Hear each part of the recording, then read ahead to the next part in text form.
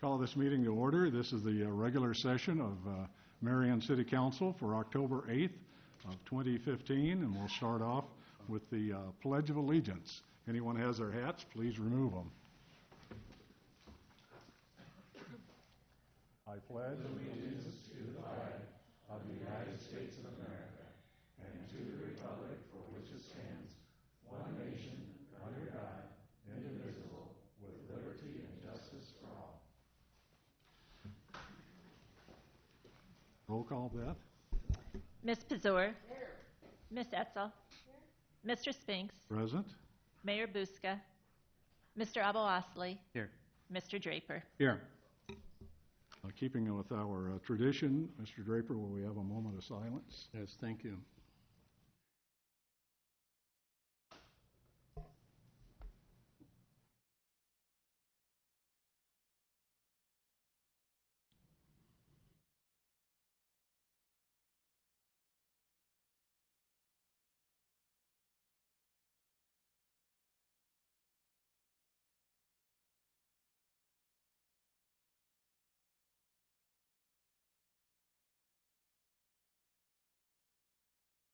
Thank you.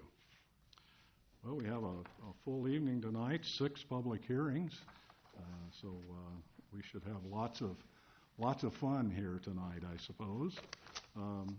Keeping with what we do normally is that we open the front end of our meetings up for citizens to make a presentation that is not shown on the agenda. So if you have something that you want to bring to us that you don't see on the paper copy that was on your chair, please come forward, state your name, address, and then a presentation of what you would like us to hear. So does there anyone want to come forward? Yes, ma'am.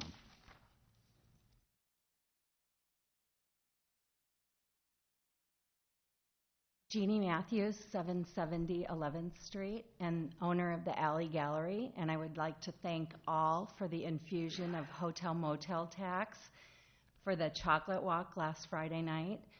We had over 500 people through our shop. We had our second biggest night of sales, second only to the Marion Arts Festival, and our best week of sales ever. I think it shows exactly how vibrant Uptown Marion is and will be in the future, and I thank you for that. Thank you for that report.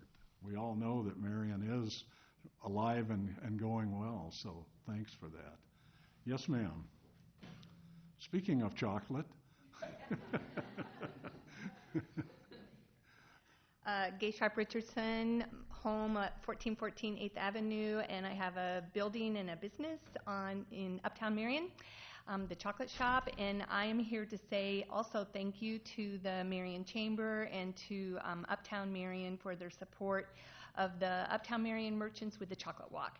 We also, obviously, because we're a chocolate shop, have good sales, but every year we realize about I don't know how to do math very well, so I hope I'm saying it right, that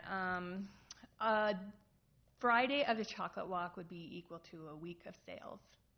So whatever that would be. We're always very happy to have a day that reflects that, and it's because of the chocolate walk. So thank you very much. Thank you. Anyone else have something to say? Yes, sir. Larry Sankey, 1580 3rd Avenue, Marion, Iowa. Sorry I missed your chocolate walk, but I was at the football game. People were getting inducted into the Hall of Fame. I had some friends back from out of state. What they said to me was, where did Marion come up with this new logo on the water tower and stuff like that? He said, did Walmart buy Marion out? And I said, well, I don't know, but I said, it is pretty silly looking. Thank you. Anyone else want to? Yes, sir.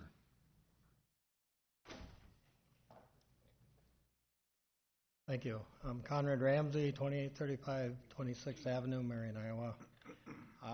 What I'd like to approach again is the City Council and really talk about what this City Council and the city leadership has done with the city manager and the building planning director, and the good things that have been going on in the city for a number of years to prepare the city for investors.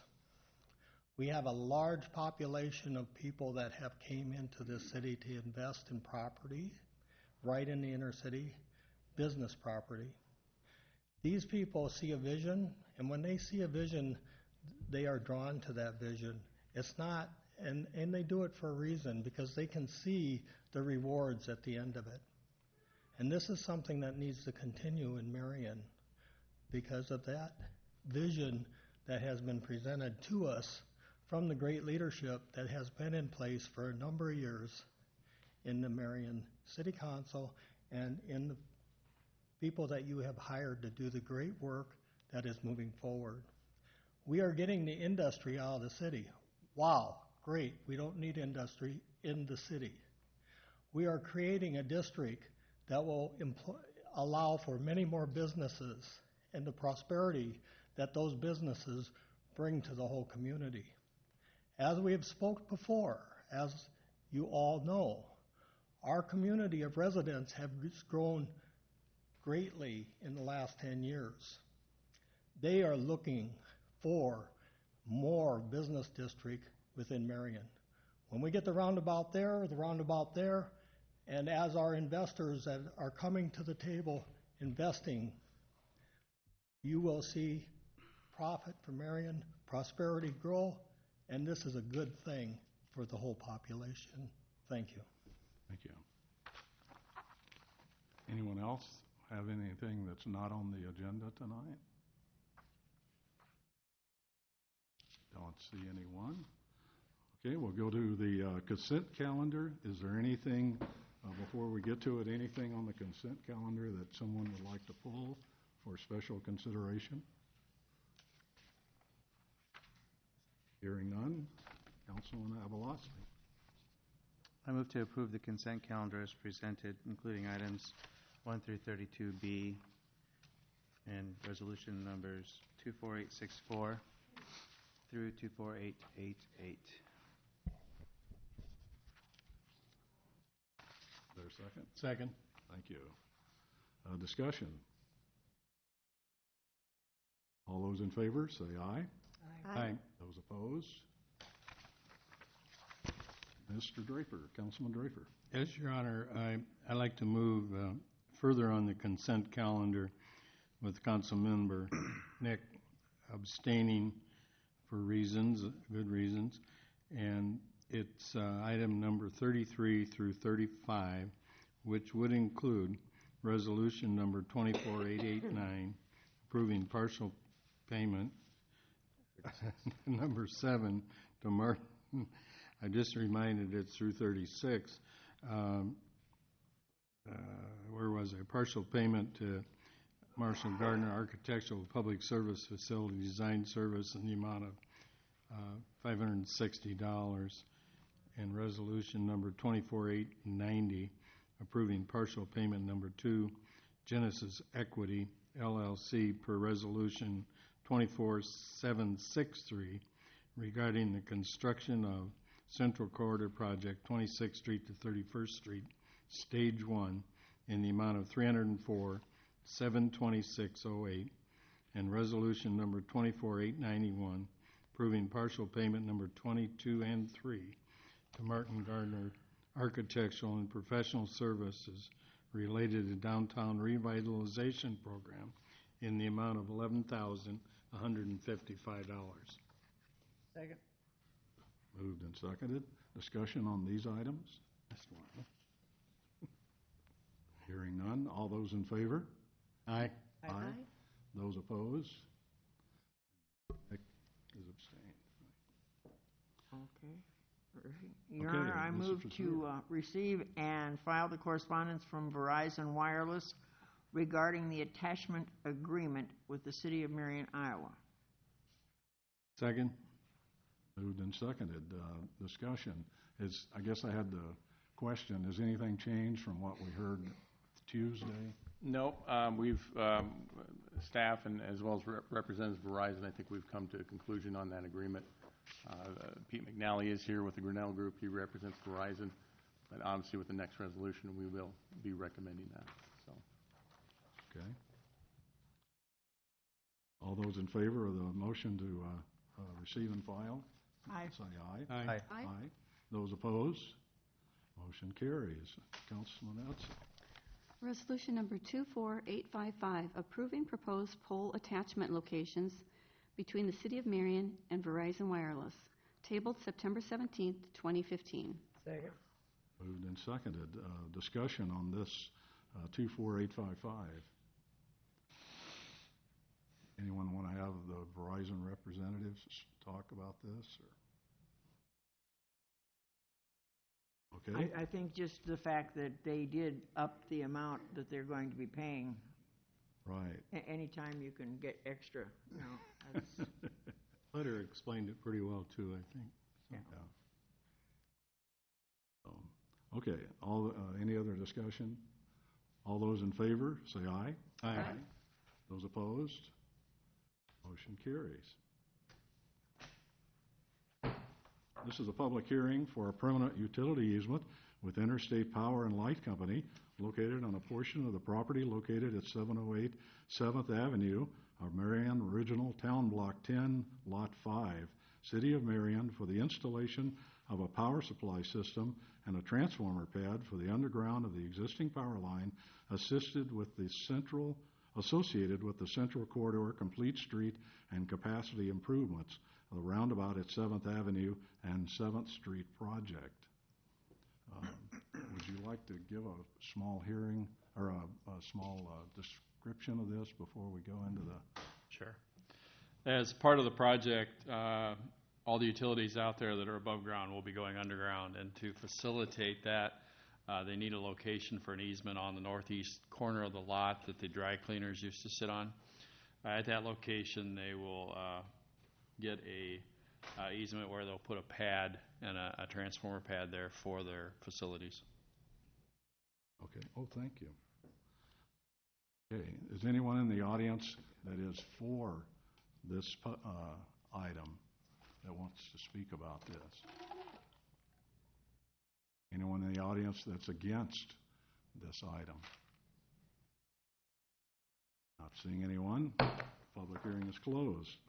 Councilman Abalasi. I move to approve resolution number 24892, approving a permanent utility easement with Interstate Power and Light Company located on a portion of the property, 708 7th Avenue, for the installation of a power supply system and a transformer pad for the undergrounding of the existing power lines associated with the Central Corridor Complete Streets and Capacity Improvements, the roundabout at 7th Avenue and 7th Street project. Second. Moved and seconded. Discussion on this item? Dan, I'd asked you Tuesday about power onto the roundabout. Did you? Yeah, we actually found out that those were not included in the project, so we'll look at resolving that issue. I think that's probably a good point that we do. We typically do. I'm not sure. It was just missed. Yeah, okay. Any other discussion then on this?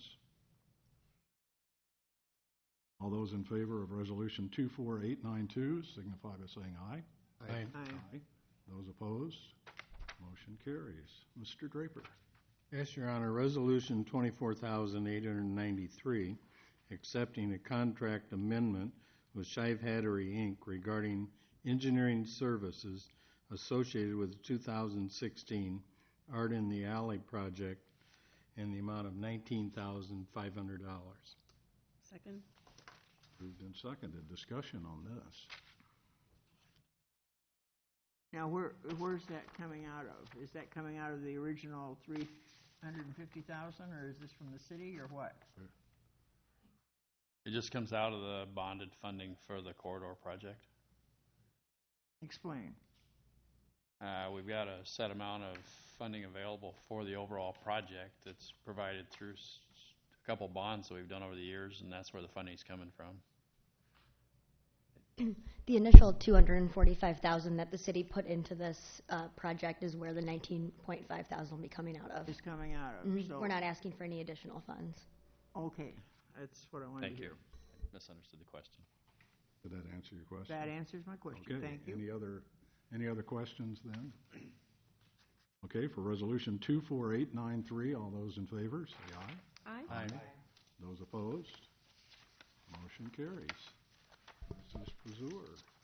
All right, move to approve Resolution 24,894, approving Country Club Estates 11th Edition, final plat and memorandum of agreement for property located north of Aspen Drive and east of Irish Drive, CCE LLC. Second, anyone? Second? Thank you. Discussions on this? I'm going to hold the record for seconds or something. No discussion on this? We got to get Tom to speak up for something. Okay, Resolution 24894, all those in favor, say aye. Aye. Those opposed? Councilman Etzel. Motion to deny request to continue development with Echo Hill Addition area. Robert Butchie, SK Investments LLC, tabled September 17th, 2015. You second it? I second. Okay, yes. All right, I did provide a brief update on that project at the last meeting and then on Tuesday as well. I do know that there's a representative, Mr. Butchie is in the audience, and I didn't know if he had asked to be heard on this project, so I just wanted to let you know that he is here. By all means.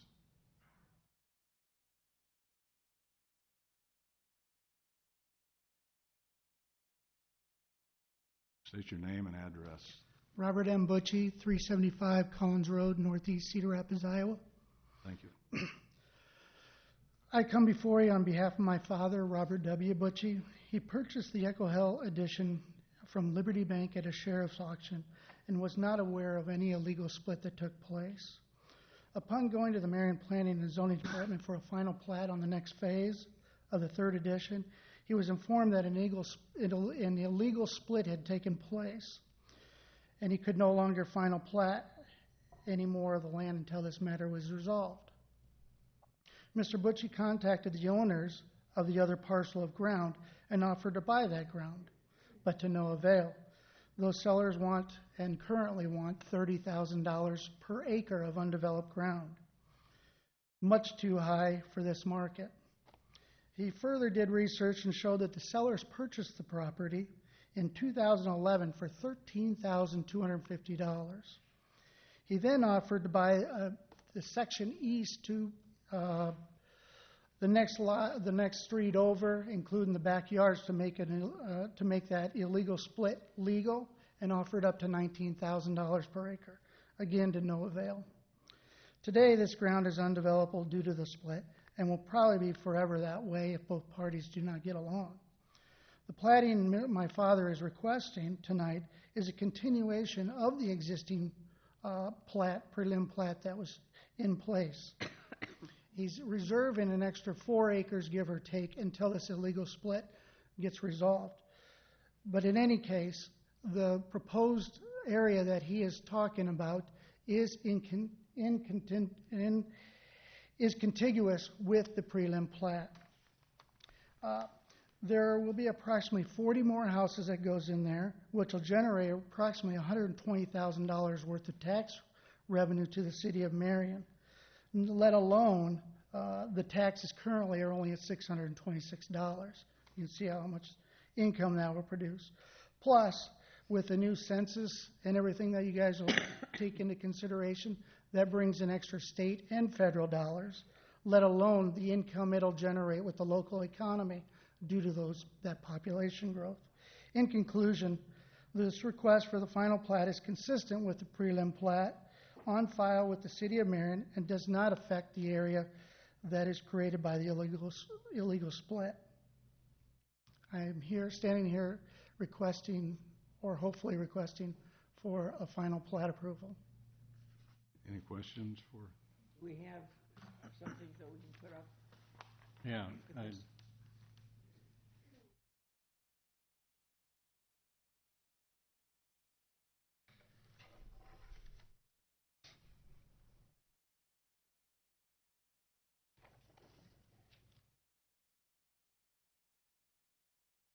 explain and then Yeah, go ahead.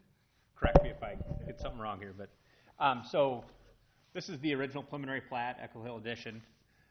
The property was preliminary platted probably mid-2000s.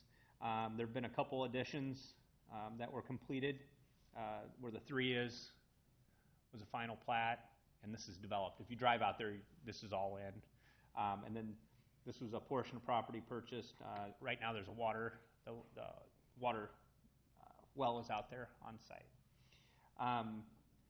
At some point during that time, there was a project went bankrupt and went back, I believe, to the bank, and then went to sheriff's sale or vice versa, or however. But a portion of the property was then sold on the section line, which is right here, this dark line.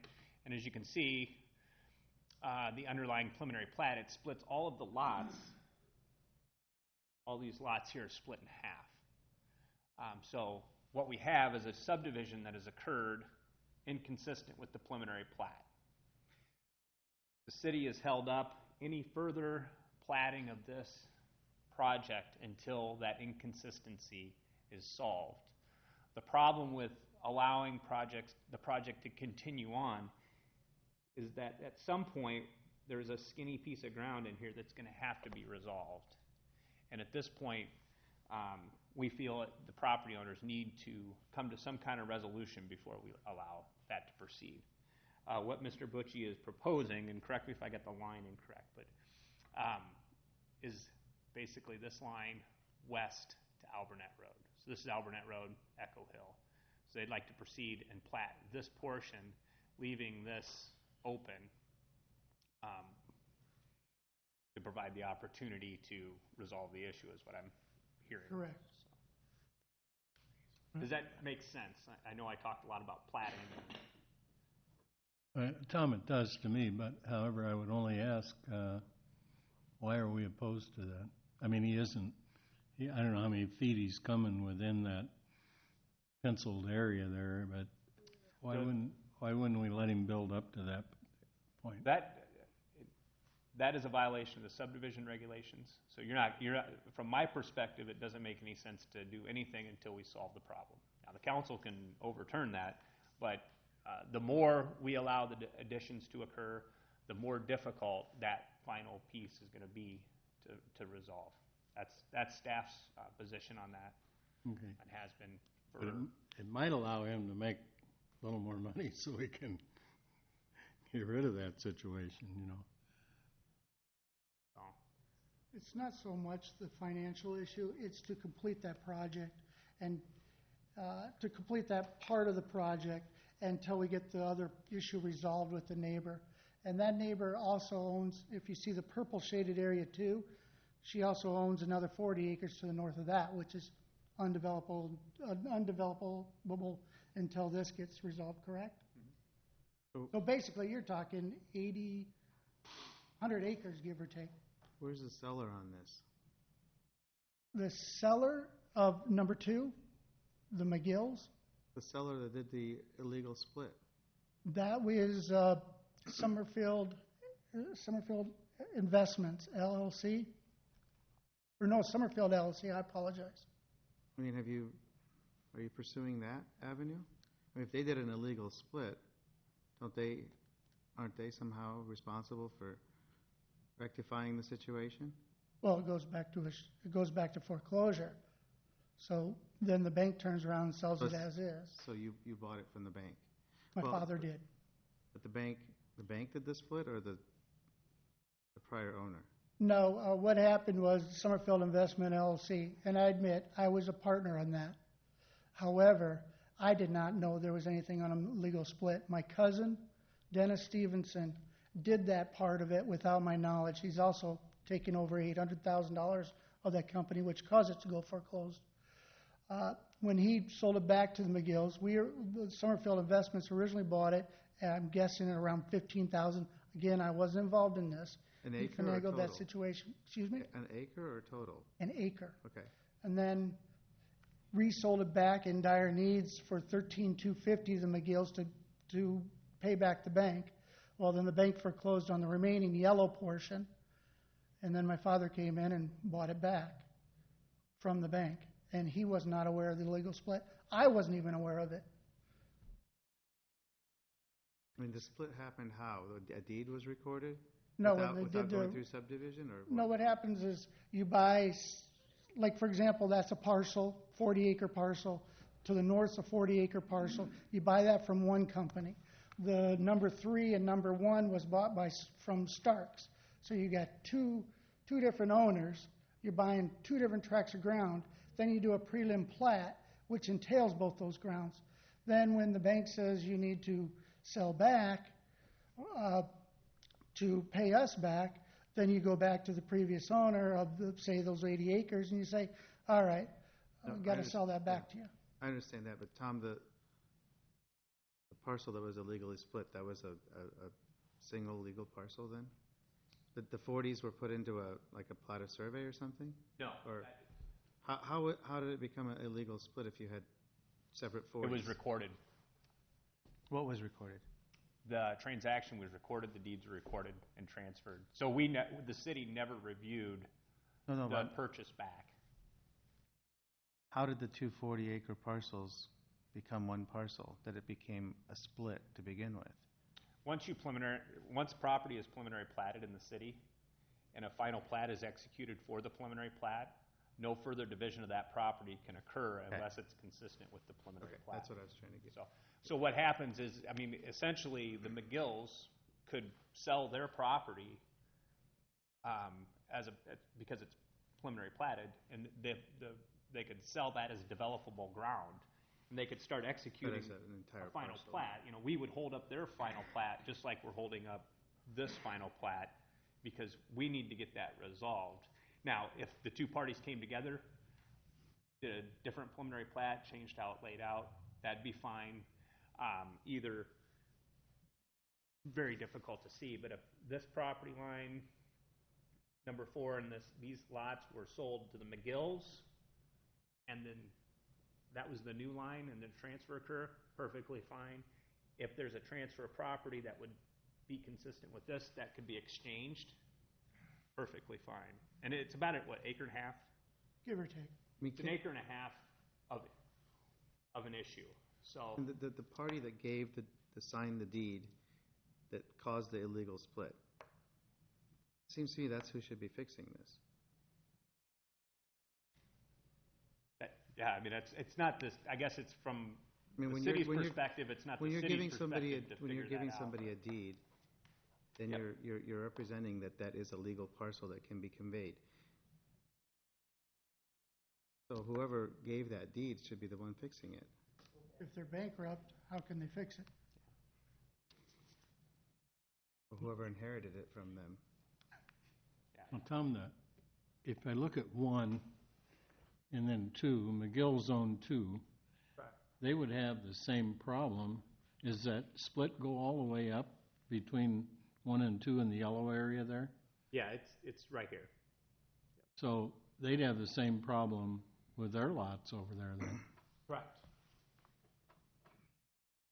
Basically, it's a question of one giving to the other or the other giving to the one, right? It's a transaction that needs to occur. All that the city is saying from a staff perspective is we need to resolve it. The blame or whoever or whatever really isn't a concern of the city. From the city's perspective, an illegal split occurred, and it needs to be resolved before we can move forward. And we've talked numerous times. I mean, he understands where we're coming from, but I do see where the position that they're in is they've got ground platted that they could develop, and that's why they're here. And you know, it's difficult for staff to sit here. It's the last thing I want to do is hold up development, but I'm looking down the road at how are we going to resolve this issue. The more that gets sold off, the more difficult it's going to be to.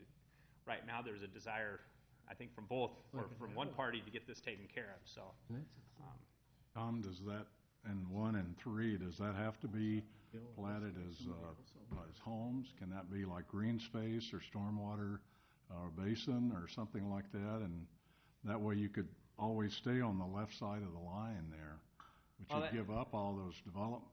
I mean, the problem with that is you have joint parties involved in a preliminary plat. I mean, there's if that occurs, there's this long skinny piece that somehow has to be incorporated into some kind of development.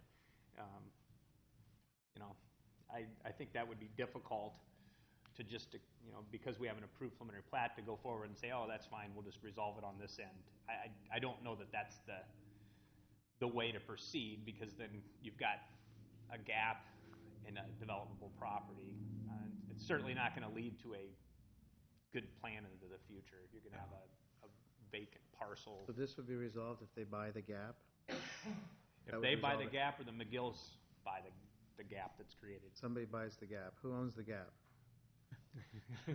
Right now, my father owns that number 4, the blue shaded, and then if you continue that blue shade up, there's a sliver he owns as well that he's just shading right now. The problem is there's a street just to the east of that, so that section line divides those properties on the west side of that street.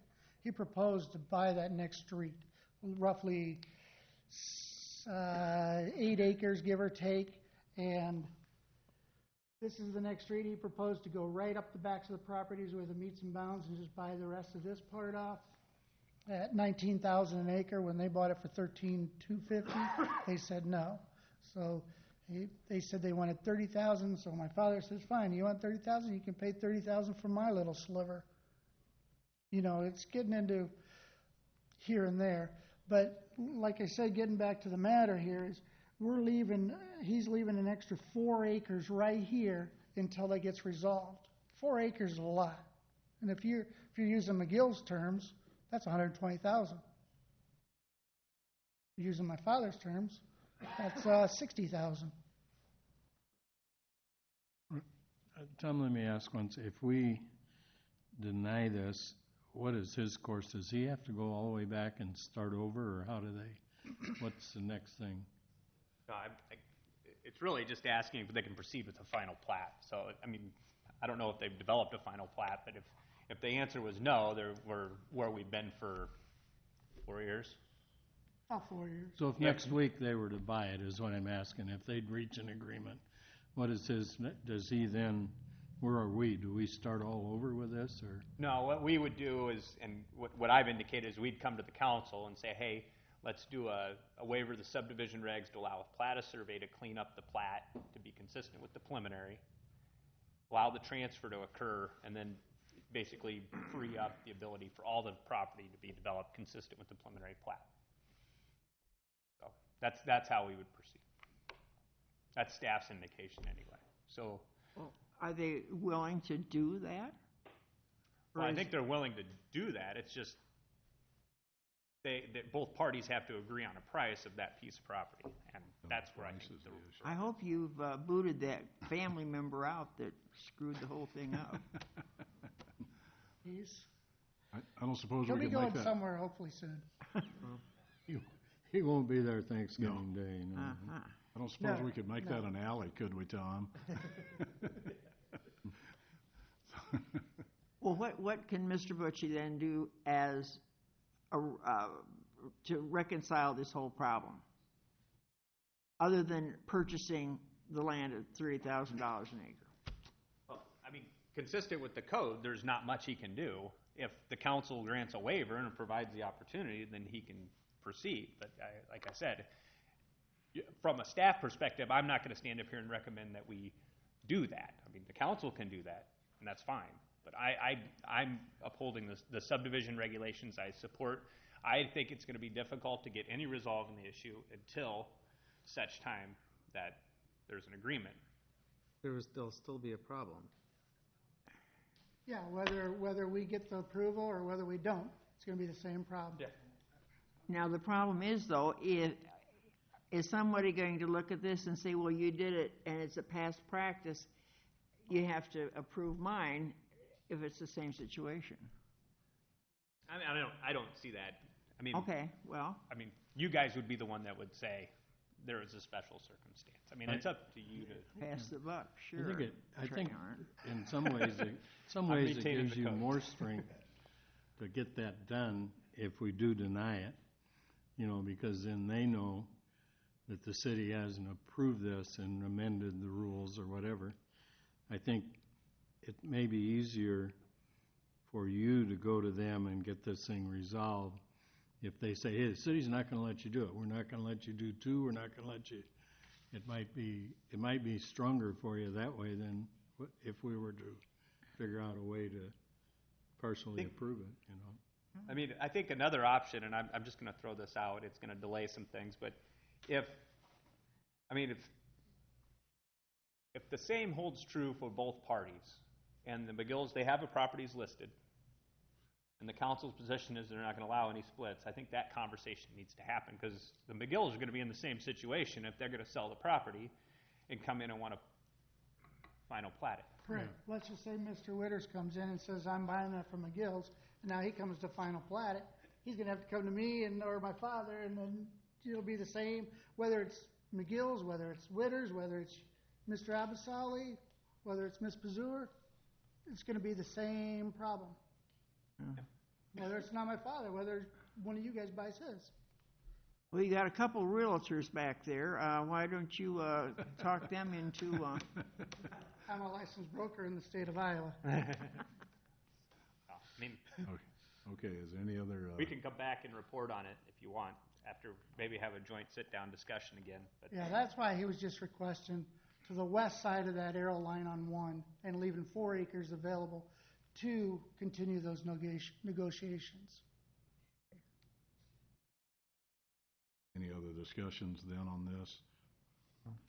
The way this is written, motion to deny, so if we vote yes, that would be a denial of that. A vote for no would allow them to proceed. It just seems to me like this is another situation where the city's asked to act inconsistent with our policy to rectify something that really is a private action between private parties.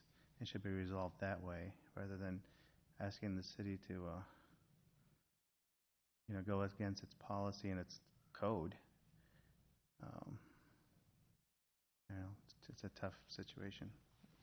Well, I would rather see it handled privately rather than expect the city to mediate between two parties that own property and play Solomon. So. Yes. Just a quick question is, I'm assuming after this conversation, there's going to be another conversation with me and the property owners, including the McGills. Just for clarification, would it be the council's position that either properties that come forward with final plat, there's going to have to be resolved before we would approve any of them? I just want to make sure that, okay. Yes. Because I will make sure that I convey that message back to both parties. Oh, yes. Yes? Yes. Yes, okay. Beth, can we have a roll call on this one, please, ma'am? Ms. Pazur? Yes. Ms. Etzel? Let's see, what do you? Yeah, I'm not sure what I'm voting. Well, that's what I said. A A yes yes is vote denial. agrees with, Yes. Yes. a yes vote agrees with the recommendation from Tom and the Okay. planning. Well, I was right. Mr. Spinks? Yes. Mr. Abou-Osley? Yes. Mr. Draper? Yes. Passes 5-0 to deny. Okay, thank you. Councilman Abou-Osley.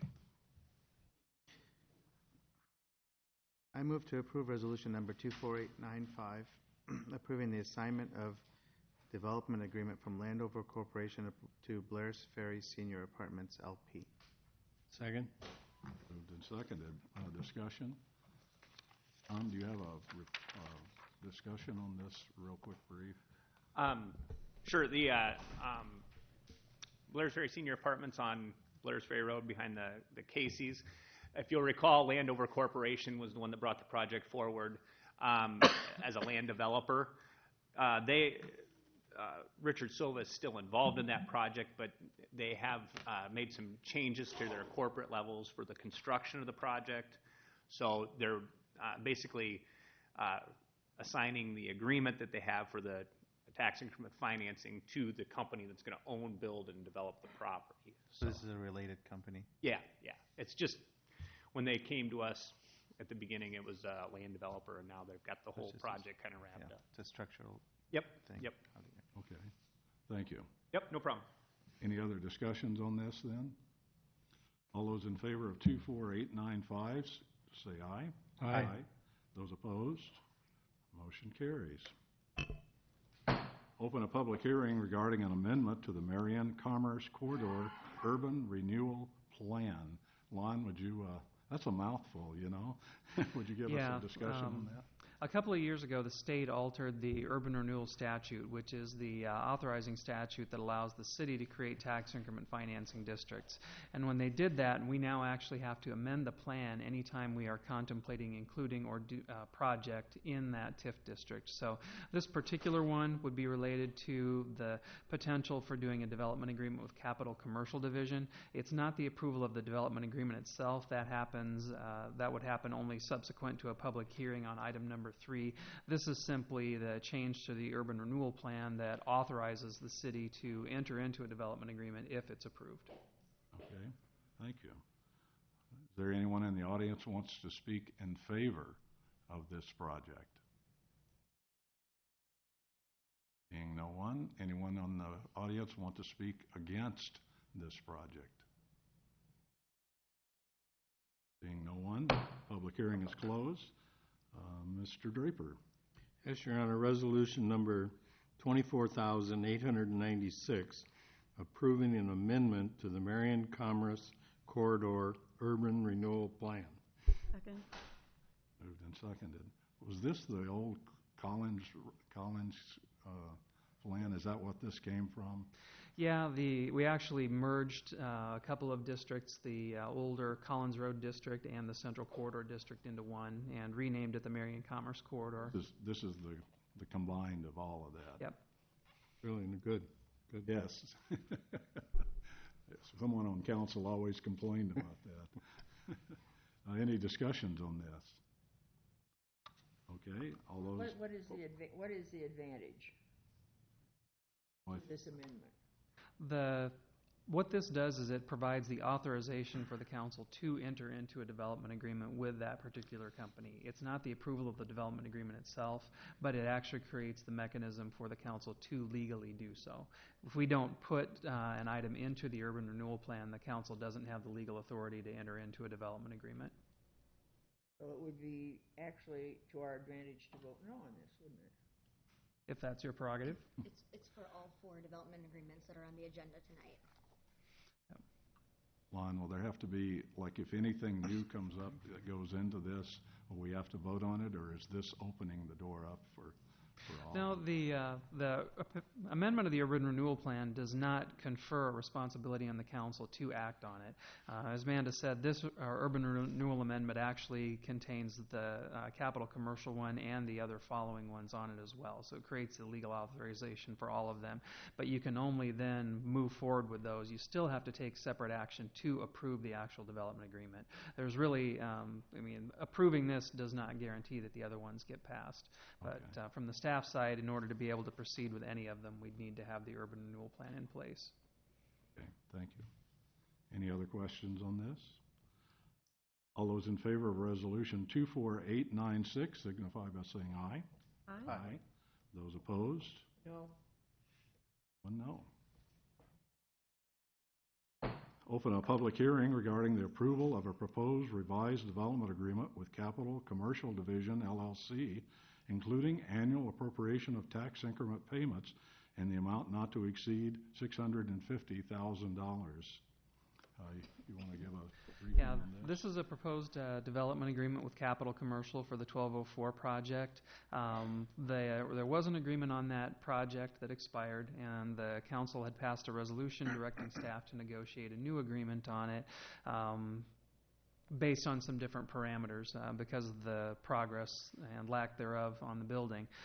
We proceeded with that. Obviously, conditions changed with what happened to the building in the meantime. As it's structured right now, the agreement has 2 different components. One would be a direct loan component, and the other one would be a series of tax rebates. They're based on milestones being achieved with the construction of the building, and then and only then does the city propose to put in any capital to help the project along. I would note that I have received a request from the developer that was concurred with the bank that this be tabled. But since the public hearing was set and the public was notified of it, I believe we do need to make available the opportunity for people to come and speak on this one. Okay, thank you. Although anyone in the public wants to speak in favor of this proposal? Anyone want to speak against this proposal? Yes, sir. Name and address again, please. Larry Sankey, 1580 3rd Avenue. You know, it's not the taxpayers' and Marion's fault this building fell down. I don't see why the taxpayers ought to be bailing this guy out. How many restaurants does he own? And, I mean, he owns quite a few.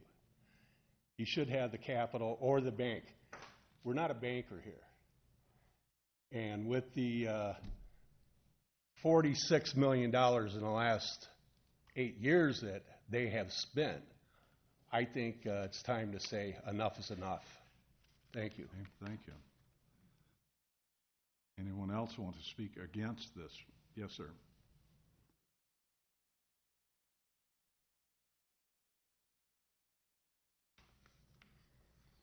Mike Dooley, 3851 29th Avenue.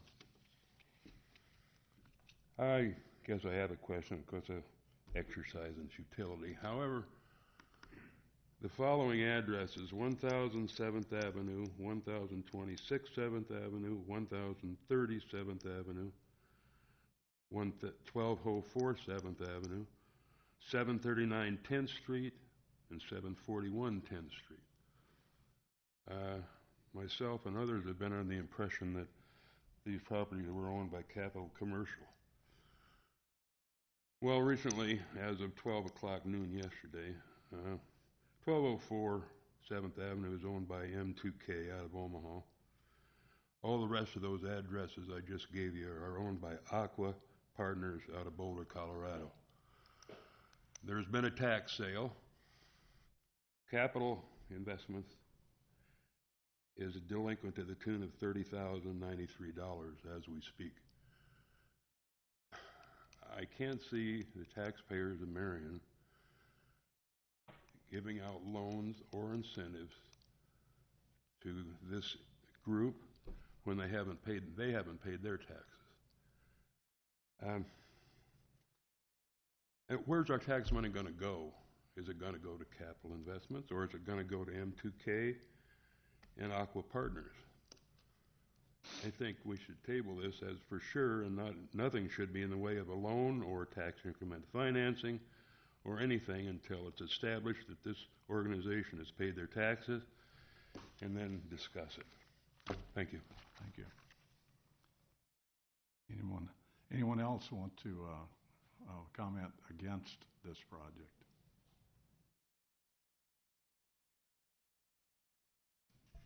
Oh, yeah, John. Name and address, please, sir. John Nealon, 1390 48th Street, Marion.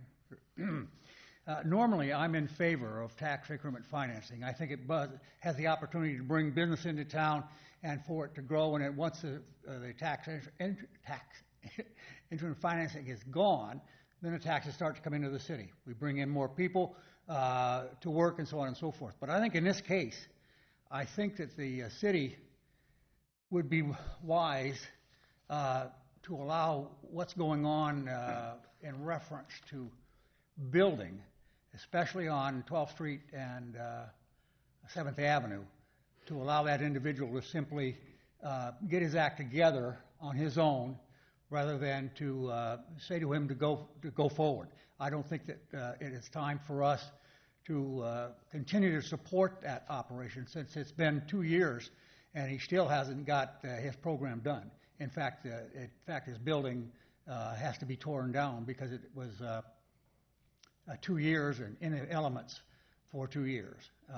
I think it's time for the city to cut its relationship. Thank you. Yes.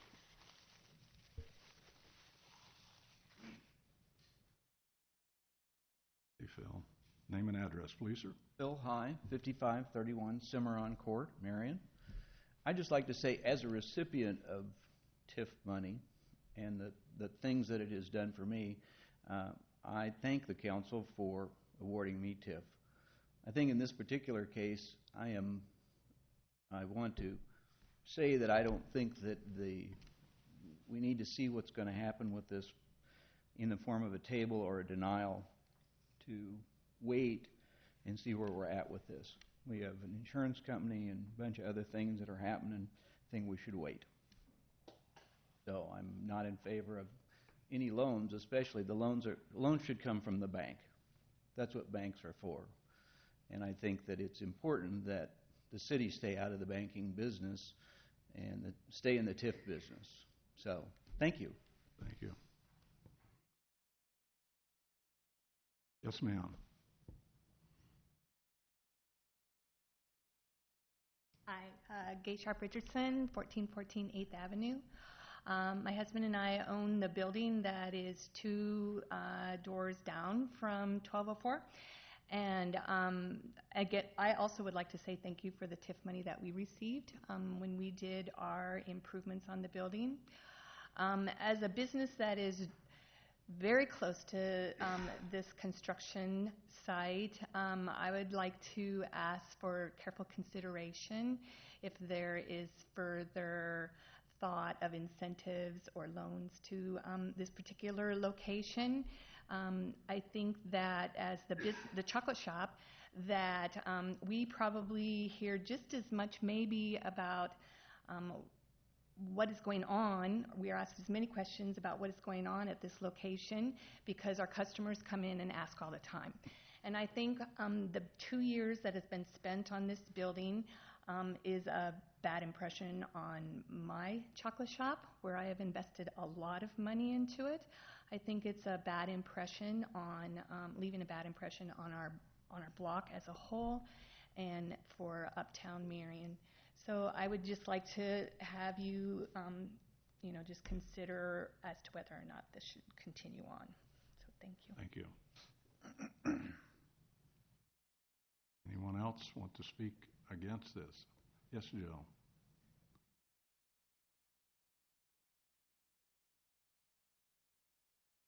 Hi, Jill Ackerman, 2420 Indian Creek Road, and I'm here on behalf of the Chamber of Commerce.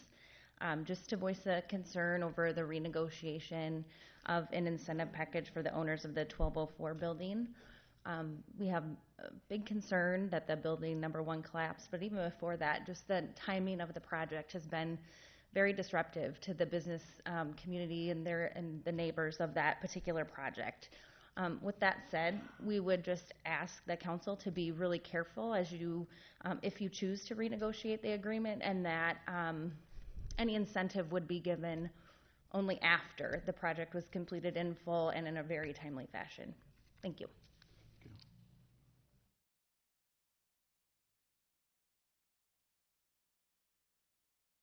Oh, I thought you were changing seats. Good evening. My name is Nick Glue. I'm president of the Marion Economic Development Corporation. I think first and foremost, I think we all know that in the development community, especially within our larger metropolitan area, that Marion has a reputation that we should be proud of being friendly to the development community, being accommodating, looking at deals in different ways. But with that, we need to understand that comes a high level of accountability, a high level of quality that comes with these particular projects. We demand the highest level of quality when people invest in our community. We have many developers, some in the room today, some not in the room today, who have successfully utilized tax increment financing in many projects in every corner of our community. And we need to be proud of that. I think, as some of us have already said, tax increment financing is really the only tool that we have as local municipalities to basically provide incentives for companies to return some of that investment that they make in our communities back to them. It's tax dollars that we wouldn't have without those investments. But we also know that this is a tool that every year faces scrutiny across the state of Iowa in communities where it was not utilized appropriately, or there's a variety of factors that this tool is often under the microscope. And our fear is that this is a project that unfortunately we need to up the ante when it comes to accountability, because at the end of the day, it puts a bad image on, frankly, all the projects that we use tax increment financing for. So in the interest of really protecting this tool as the most valuable tool that we have as economic developers, not just in our community but in the state, I ask that as you consider a renegotiation of this agreement, and we all know that I think everyone's in a bad position now because we do want to ensure that this is still a high-quality project, because this is in our downtown that we're all proud of. So we want to make sure whatever happens on that project is still high quality. But I would also support the idea that we do not advance money, that like many of our economic development projects that receive TIF, that the reward comes once performance is proven. And we need to be careful with it. We thank you for thinking probably just a little bit more carefully as we do this. But the interest is accountability and rapidly finishing this project in the interest of our community. That's our citizens and our business community as well. Thank you. Anyone else want to speak against this project? Seeing none, the public hearing is closed. We had been asked to table this project by the banks, but I guess I would like to recommend that we suspend any more effort on this for now until we see what's going to happen, and just sit back and see what's going to come out of this. So I know Lon's going to be very tied up in negotiations and things that I don't see would be of much benefit at this point, at this time. So that's what I would like to see us do, is suspend all anything that we are doing on this project. I still get to read my resolution, right? Do you want to read that? I have comments first. Yes, I have comments go ahead. first. Please do. Okay. First, I think is it Mr. Sankey? We need to clarify that the incentives were never going to the tenant. I think you were referring to the eventual tenant of the building. It's not their building. It's another party that's constructing the building. TIF incentives go towards the real estate and not the business that's going into the real estate. And that's the investment that the community gets, no matter what business goes in and out of that real estate. That investment in the real estate stays in the community and continues to generate tax revenue and whatever other benefits that were intended with the TIF. So I just want to make that clear, and I hope that clarifies it for you. When this project first came forward, we had an incentive to participate. We have a small uptown. Our central business district is small, and this is a major corner, very visible corner in the middle of our uptown. So there was incentive to participate, to make sure that on behalf of the public, whatever goes in there is significant, is something that that the community will be proud of, and something that really adds value. And the mixed-use component, which the city is trying to encourage to create more vitality down in our uptown, that was very attractive. So there was good reason, for our participation with incentives on behalf of the public. And as things have gone, everybody knows, we don't need to repeat how things have gone, but that the project has changed significantly over time, downsized, and it's not what we envisioned would be on that parcel. And everybody who attends meetings knows that I always talk about expecting the best from everybody, and I just don't think we're getting the best here. And with the latest events, it's become difficult to continue supporting this project. And I think we've heard clearly tonight, that there's strong sentiment against city participation in the project. The city still has some incentive in making sure that something significant goes there. But I too think that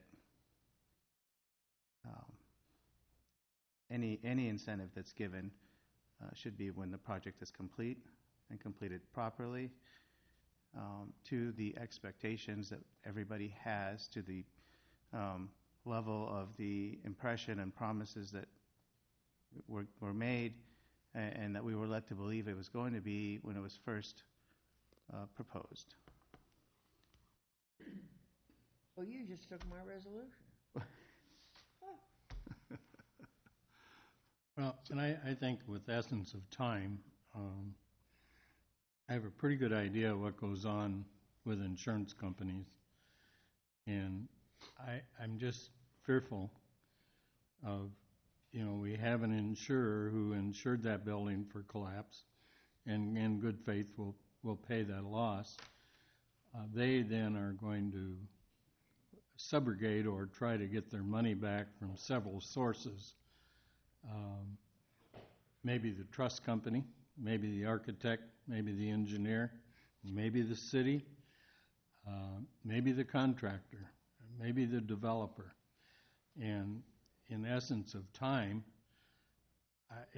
we could be talking about a long time from now. And, we were excited. I know Kim particularly was thinking, I've got a place to move to here on the third floor of a building that ended up 2 stories. I think we'd be wise, and it's fair for me to say, as I say that, I am in conflict of interest on this item, but I think we'd be wise to table it until a later date when we know if the insurance company is paid, if they're walking away and saying we're happy with the way it went. We know about the banking and we know about everything that's going on with that building. We were told Tuesday the plans are here for what was built, but it collapsed, so something's going to there have to be some changes somewhere. And I think at this point, I know that maybe the insurer is looking at supports, and it's going to be a while, guys. And I don't see any reason to rush into judgment on this. We can table it, but I'm just making clear that it's going to be difficult for me personally to support that renegotiated agreement in its current form, where there are loan payments being given in the interim before the project is finished. I think we have been very flexible over the last 2 years and very optimistic, overly optimistic, and pulling for the project and working as much as we could, even with the changes and the downsizing, and we've given every opportunity and kept hoping that it was going to turn around and happen, and it just hasn't happened. And it's going to be very difficult for me, even if we table it and bring it back. If it comes back in this same form, it's going to be hard for me to be supportive of that. So, tabling's fine. Now, how do I get to read it? Well, I guess what I was saying at the initial is that I would like to go ahead and read it and vote however your feelings that if we did that, Lon, that would stop it for now. Is that correct? I mean, you wouldn't have to go on with the banks or anything like that if we voted against this. Yeah, I would probably still want to keep in communication with the bank so I could get some periodic updates. Correct, but we yeah. would suspend effort on the development agreement. Okay. That's Right, what so we wouldn't have any more negotiation on any kind of development agreement? Not at this point. We'd wait for a report back from the bank and from the insurance company on what the resolution was going to be before we'd take any further action. I mean, this is on here because we had already published the notification of the public hearing and started the process before the building experienced the failure. So it had already been out there. The public had constructive notice, and we had to proceed forward with it. Lon, what's your recommendation? I mean, is it? I think tabling or I think tabling is fine. So basically, you want to get this resolution on, considered, and then table it after the resolution itself is read, correct? Okay. Your Honor, Wait a minute. trust me. We wouldn't vote on it. If you vote it down, it's gone. Right, that's what I'm saying. If we vote and vote the no on motion- it, You've got to get the resolution out there before you can vote it down. That's is true. what I'm trying to You can say. bring it out, but somebody has to table it. I think it makes it easier for Lon to negotiate if it's on the table than if it's defeated. Am I? Yeah, if it's defeated, you're essentially starting over, and the council would have to direct staff to, what we would have to happen is we'd have to receive a new proposal from the company or the bank. That would be a request that would come to council, be received and filed, and we'd have to have a new resolution of intent directing staff to negotiate a development agreement. and that's what I guess that's my feeling, is that, we need to start over. Let's think about it a little bit. It's got to be read first. You read it, because- and then we say, Yeah. What was the discussion here? Well, it's got, the resolution has to be read in order for it to take any action. Whether it's tabling, whether it's disposing, whether it's Okay. whatever. Okay. You Okay. ready? Yes, go ahead. Okay, Your Honor. Yes, ma'am. I have Resolution 24,897 approving the revised development agreement with Capital Commerce Division LLC, including annual appropriation of tax increment payments in an amount not to exceed $650,000. I moved, second. Second. Moved and seconded. So, now, do we want to go ahead and vote on this, or do we want to table it? Move to table. What's council's wishes on it?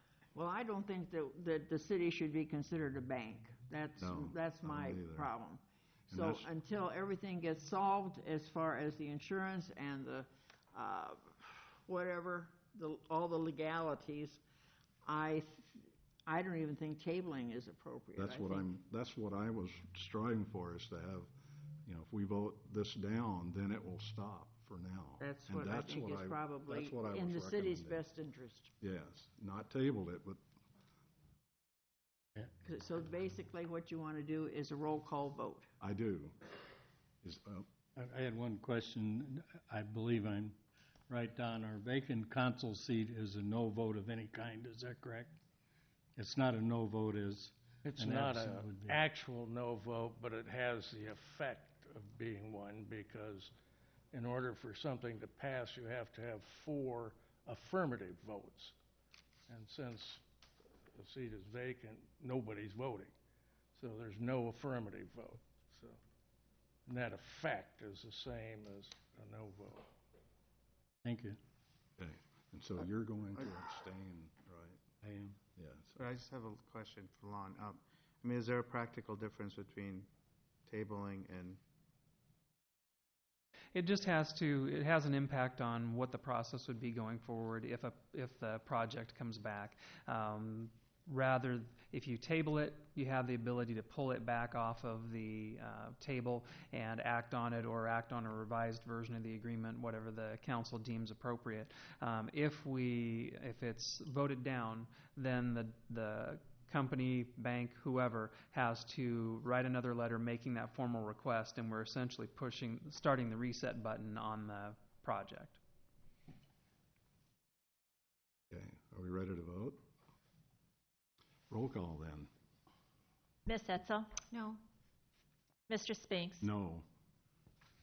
Mr. Abou-Osley? Nope. Mr. Draper? I do abstain. Ms. Pazor? No. Fails. Okay, thank you. Open another public hearing regarding the approval of a proposed development agreement with Marion Iron Company, including the annual appropriation of tax increment payments in the amount not to exceed $3.6 million.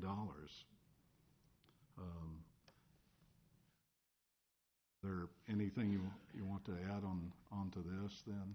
Yeah, one thing I would point out is that while the amounts on the resolution says not to exceed 3.6 million, it's actually substantially less than that.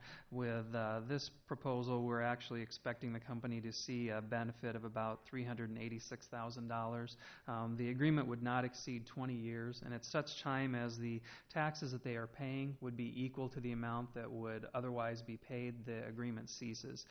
To give you a little bit of perspective on it, if they were staying at their current site, over this same period of time, they would be expected to pay about $677,000 in taxes. At this new site, even with the amount that they'd be receiving back, they will end up paying about $910,000 over that period of time. Okay. With that, is there anyone in the audience that wants to speak? Why the discrepancy? Or maybe, I'm sorry. That's the I'm amount going of the out rebate line. between the two. What we're seeking to make up the difference is if they had continued an operation at their old site, they would have been expected to pay about $677,000 in taxes. The $910,000 is what the taxes would go up to at the new site over the same period of time. So we're trying to give them a phase-in so that over that 20-year period, the taxes don't go up to give them a chance to adjust to the higher expenses at the new location. Did that answer your question then? Oh, okay. Is there anyone in the audience then that wants to speak for this project? Yes, sir.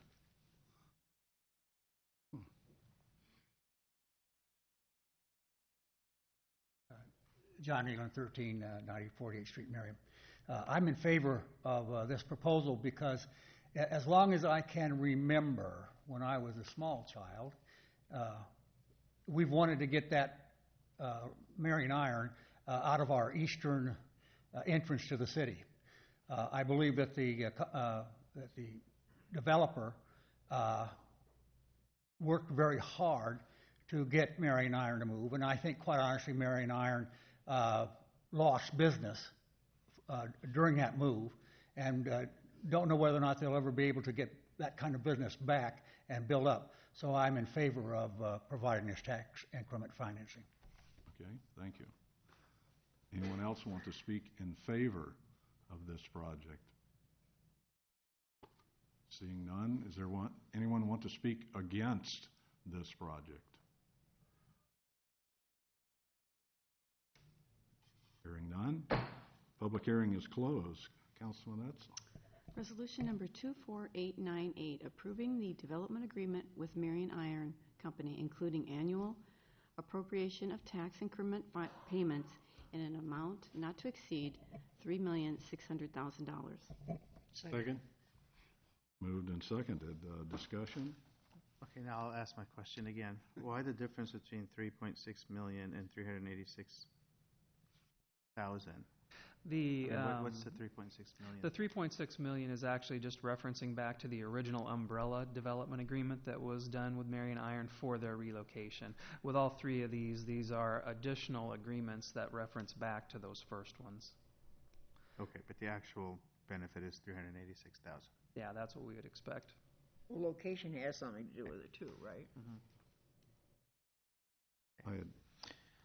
I had asked Lon too, as far as the wording on this, on all three of these resolutions, the 24898, did we want to add wording that says that these are 20-year TIFs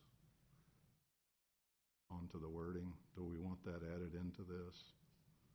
Isn't that in the agreement? The agreements themselves stipulate 20-year terms. The only discrepancy would be where they reach that point where the taxes paid equal the amounts that are stipulated in the agreements, and then they cease. Based on the projections for Marion Iron, for example, we would actually expect that to happen at about year 16 rather than going out year 20. But by law, we cannot go beyond 20 years on the term of a TIF agreement. So basically, if you did it that way, then you would have different amounts for each of these locations, right? Right. The hard part is that Lynn County hasn't come out yet and actually valued all these properties. And so what we did is we said, okay, we developed a schedule that would hold them harmless for that 20-year period and stipulated how much each year they would pay in property taxes. Whatever the amount they actually end up paying, they'll get rebated back. So to use an example, if we said that Klingler Paint would only pay $1,000 in their first year and the bill ended up being $3,000, they'd get a $2,000 rebate. If the amount that the assessor determined was $8,000, they'd get a $7,000 rebate. Without having that piece of data from Lynn County, we can't give a 100% exact accurate number. The other part that impacts that is that the increment changes a little bit every year with when the city's levy rises or falls, or the school district or Lynn County's levies rise or fall, so they do vary a little bit. The only way we could really address it and guarantee that we could hold the businesses harmless was just to say, you will pay no more than this amount each year for the next 20 years. But they will reach a point eventually where they will not get a rebate. And if the amount that the building is assessed at is lower than we expected, then that number or that year comes sooner. If there's any thought to adding the 20 years to any of these, or just let it stay the way it is? I object to changing it. What's that? I would object to changing it. You would object to it? I would. Okay. I think the procedure as we published it, the agreement states what it is, and we should move forward. Okay. I agree. All right. The resolution 24898, is there any other discussion? All those in favor of this signify by saying aye. Aye. Aye. And those opposed? Motion carries. Open a public hearing regarding approval of a proposed development agreement between Abode Construction for the construction of a new facility for APC Emmett Metal Fabricators, including annual appropriation of tax increment payments and an amount not to exceed $1.75 million. Second? Anyone? Second? Well, this is just public hearing. Oh, that's public hearing. Yeah. Never mind. I don't know what I'm doing. Okay. Brain freeze there. Sorry about that. That's okay. Lon, again. Yeah, this is the second of the three agreements on here tonight. Same thing. This is a case where the city approached a business with the assistance of a private development firm and asked them to move. We have put together an agreement to help them make sure that they can transition to the higher taxes in the new facility. Okay. Does anyone in the audience want to speak for this agreement, now that I've got my act together here? Anyone in the audience want to speak against this item? Hearing none. Public hearing is closed. Councilman Draper. Yes, Your Honor. Resolution number 24,899, approving the development agreement with Abode Construction, Inc. for the construction of a new facility for APC Emmett Metal Fabricating, including an annual appropriation of TIF in the amount of $1,750,000. Now, second. Thank you. I will be abstaining from this resolution and the next one having to do with the Abode Construction. Thank you. Discussions on this one? You Well, have the a last question? time I spoke to John Hall about this, he had not been approached by the city on anything. He said he didn't know anything about it. And I don't know what's changed. When we're doing a project like this one, I mean, it actually is being brokered and done by the private sector. That's really kind of the advantage that we have with doing a project this way, is that, you know, they'll do the legwork. We don't end up with bills from JCG Land Acquisition or Universal or anything like that. It's just a lump sum that we anticipate is going to be about what it would cost to provide a new building for them and pay all the costs of relocation for the business, plus the other costs that we would incur by doing a relocation ourselves. Because of that, we actually consciously don't approach the business because we don't want to muddy the waters. It's all a negotiation for them to move into a new location and work out all the details for that relocation with the private sector firm rather than having us be involved directly. Well, the fact that he has not been approached on this, and the fact that he's not here to speak to this, I can't agree to this. Actually, Mr. Hall, on the advice of his attorney, normally we do these after they already have the other development agreement in place. In this case, he wants to make sure that this is in place before we can go ahead, before he'll sign the deal to go ahead and do the relocation. Well, then it would be appropriate to table this one, would it not? If you table it, then the relocation probably would not occur. I mean, all the details on it have been worked out. He's merely following the advice of his legal counsel. I have not talked to him, but I have talked to the attorney that represents him to understand why he wants to do it this way. Hey, Jeff, if you... Yeah, Jeff, why don't you come up and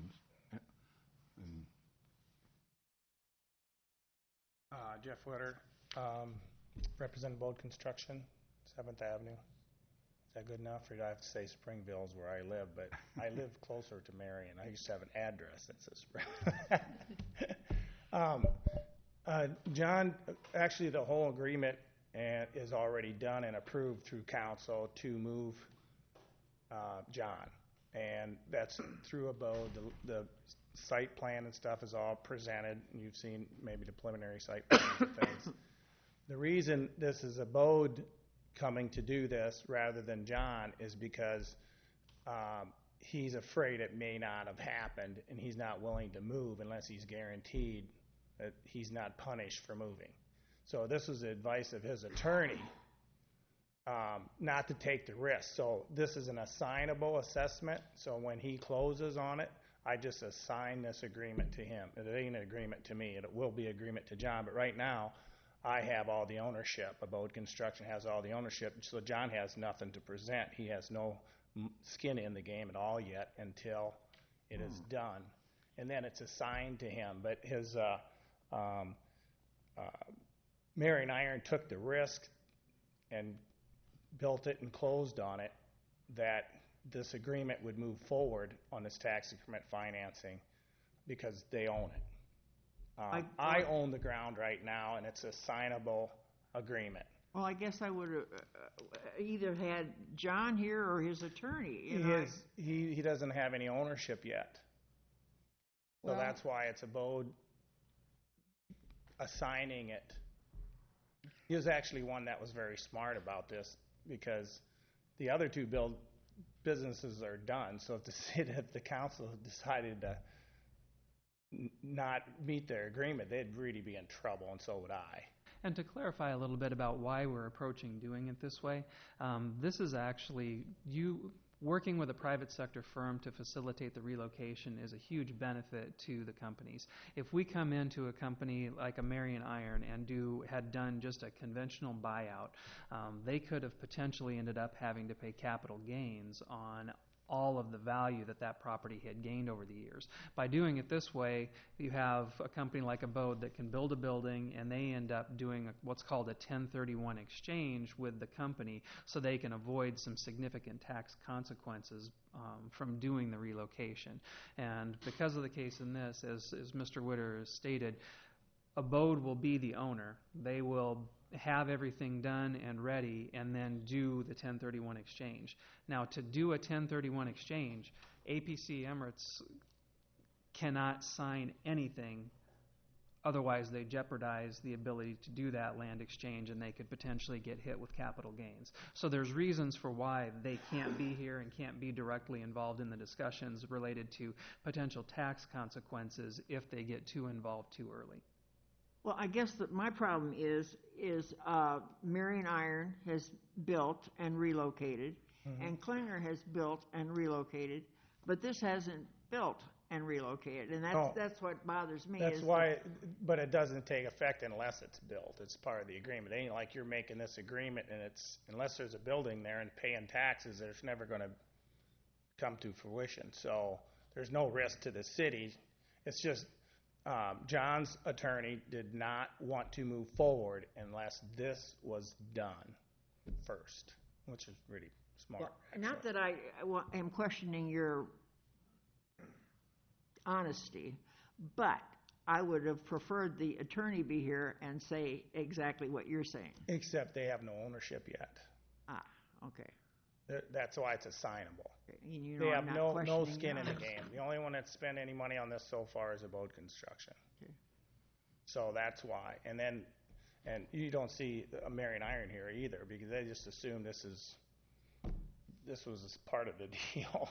That was kind of got scary on when you scared me like that a few weeks ago and went, wait a minute. I just see if you were paying attention. So that's why they're not here, is because this is an assignable, and we'll assign it to them at closing. So, but it'll be their taxes that they pay and get the rebate. It won't be Abode. Well, like I said, I hope that helps. no. What, if without what happens with the vote if Mary Lou doesn't understand this and votes no? I mean, do I need to? Well, if it looks like, I would suggest if we've got one abstention already, according to Don, you have to have 4 affirmative votes. You probably would want to defer action until everybody is here. Yeah. Or you aren't satisfied yet? No, I'm not.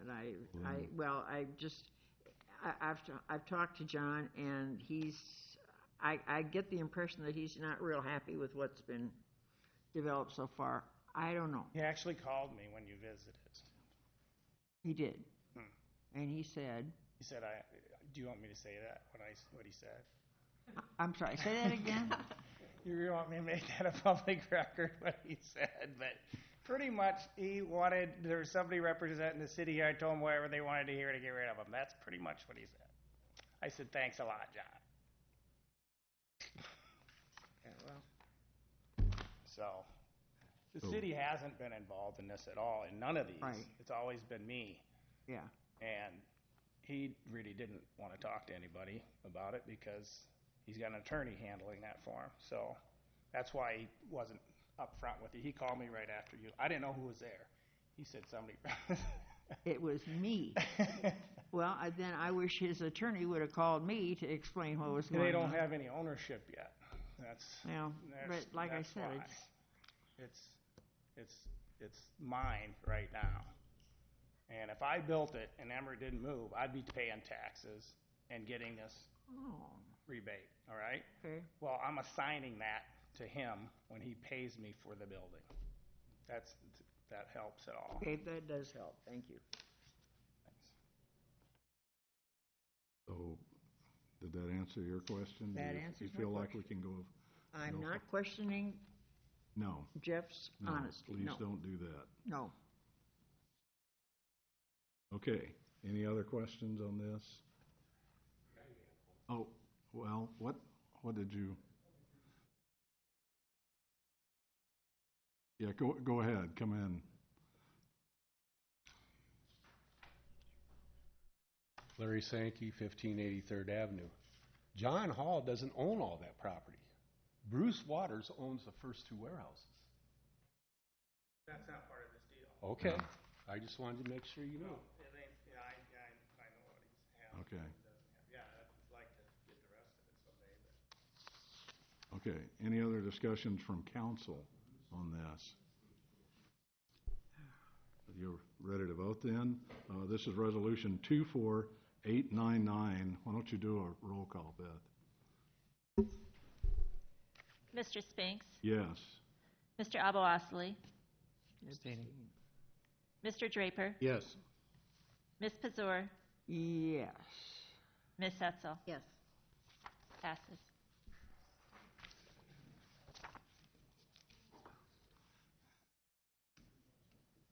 Have you recovered, Jeff?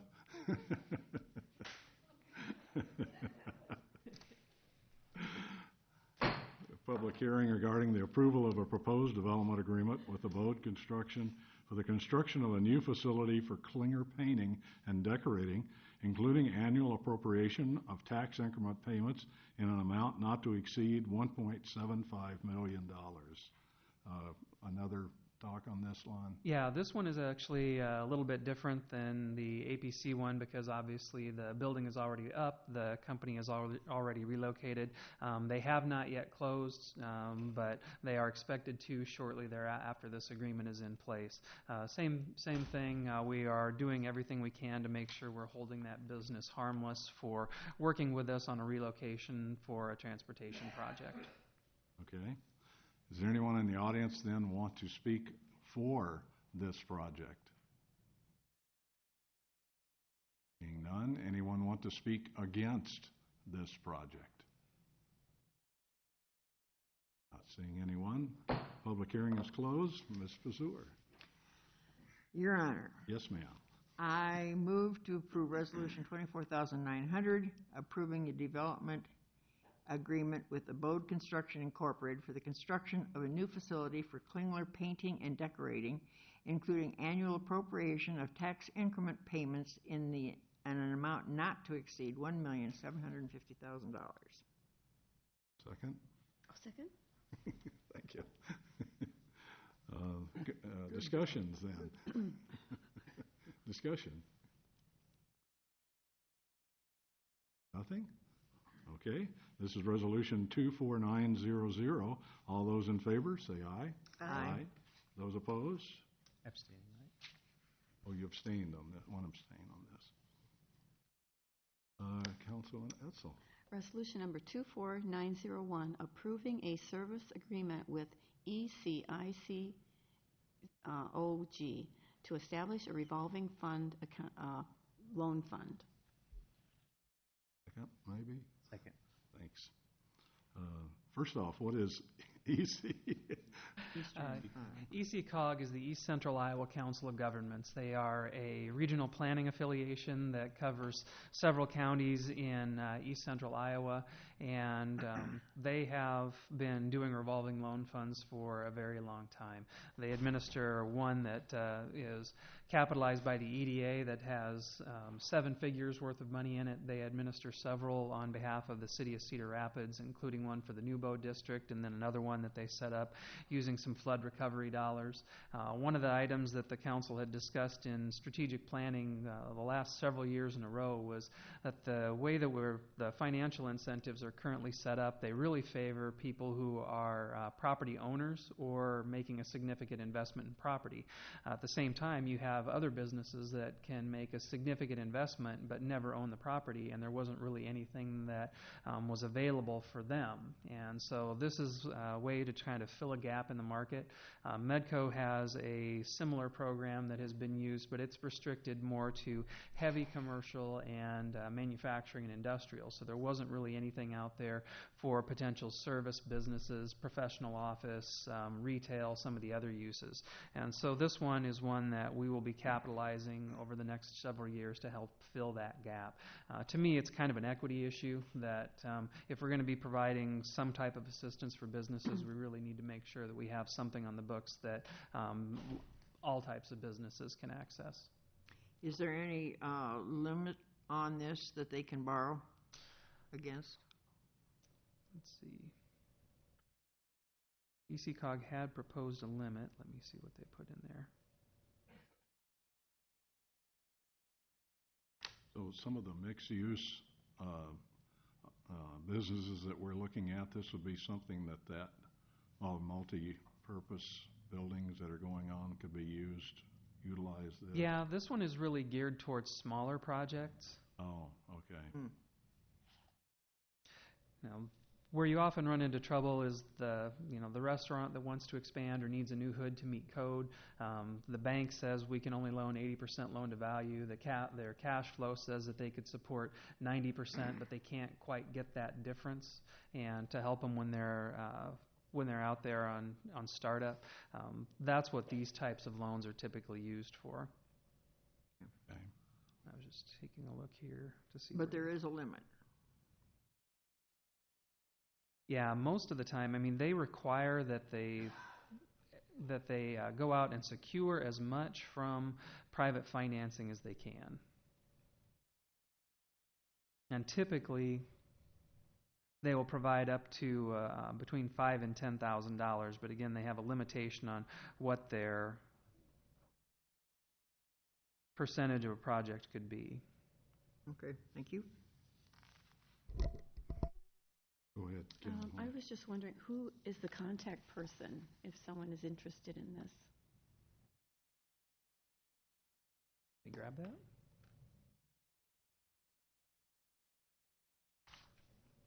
I mean, who do you, Did he hear you? Lon, do you know who would you contact? Yeah, if that's what you're- I'm looking at. Oh, I'm sorry. Just making sure.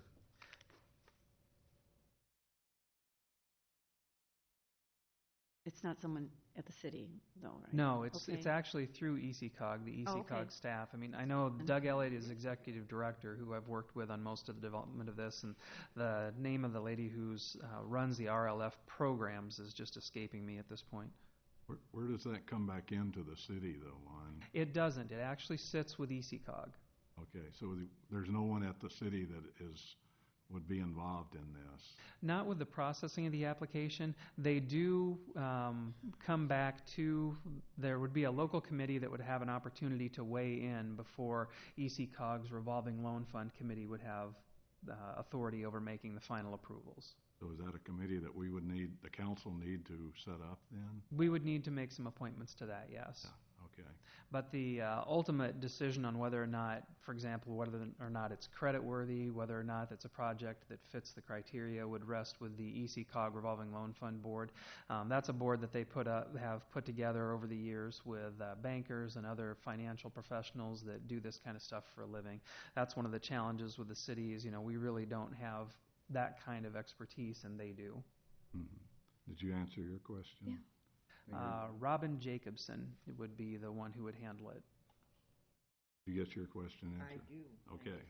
Any other comments on this or anything? Okay, this is Resolution 24901. All those in favor, say aye. Aye. All those opposed? Motion carries. Councilman Ovalosely. I move to approve resolution number 24902, approving support for Trees Forever Symposium in an amount of $5,000. Second. Wow. Okay, discussions on this. I know at the work session, we had talked about a little more perhaps. Is that anything anyone wants to They entertain? asked for more, and we decided to stick with the budgeted amount. I Right. think that's what we talked about. That's still what we want to do. Any otherwise?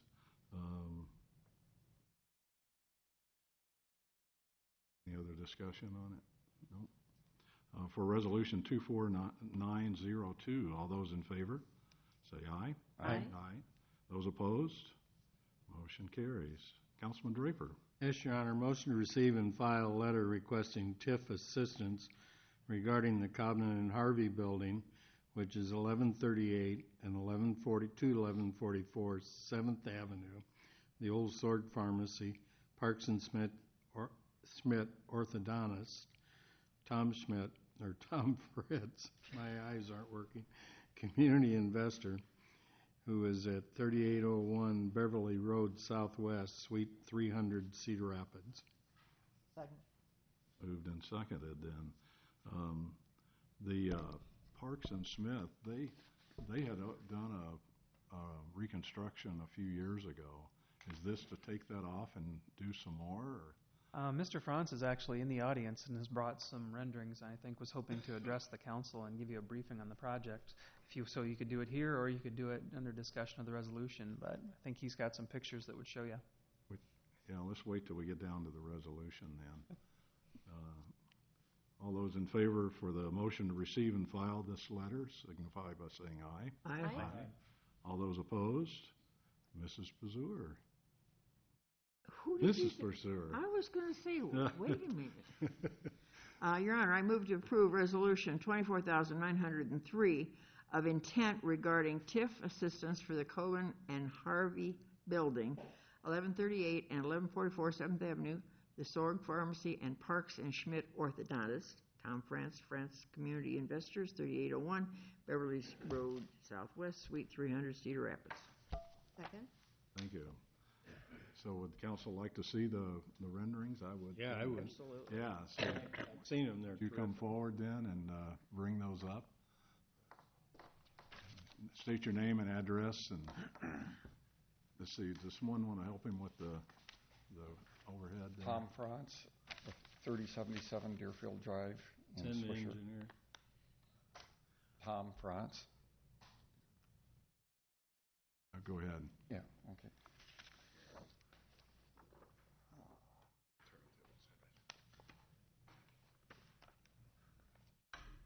Excellent.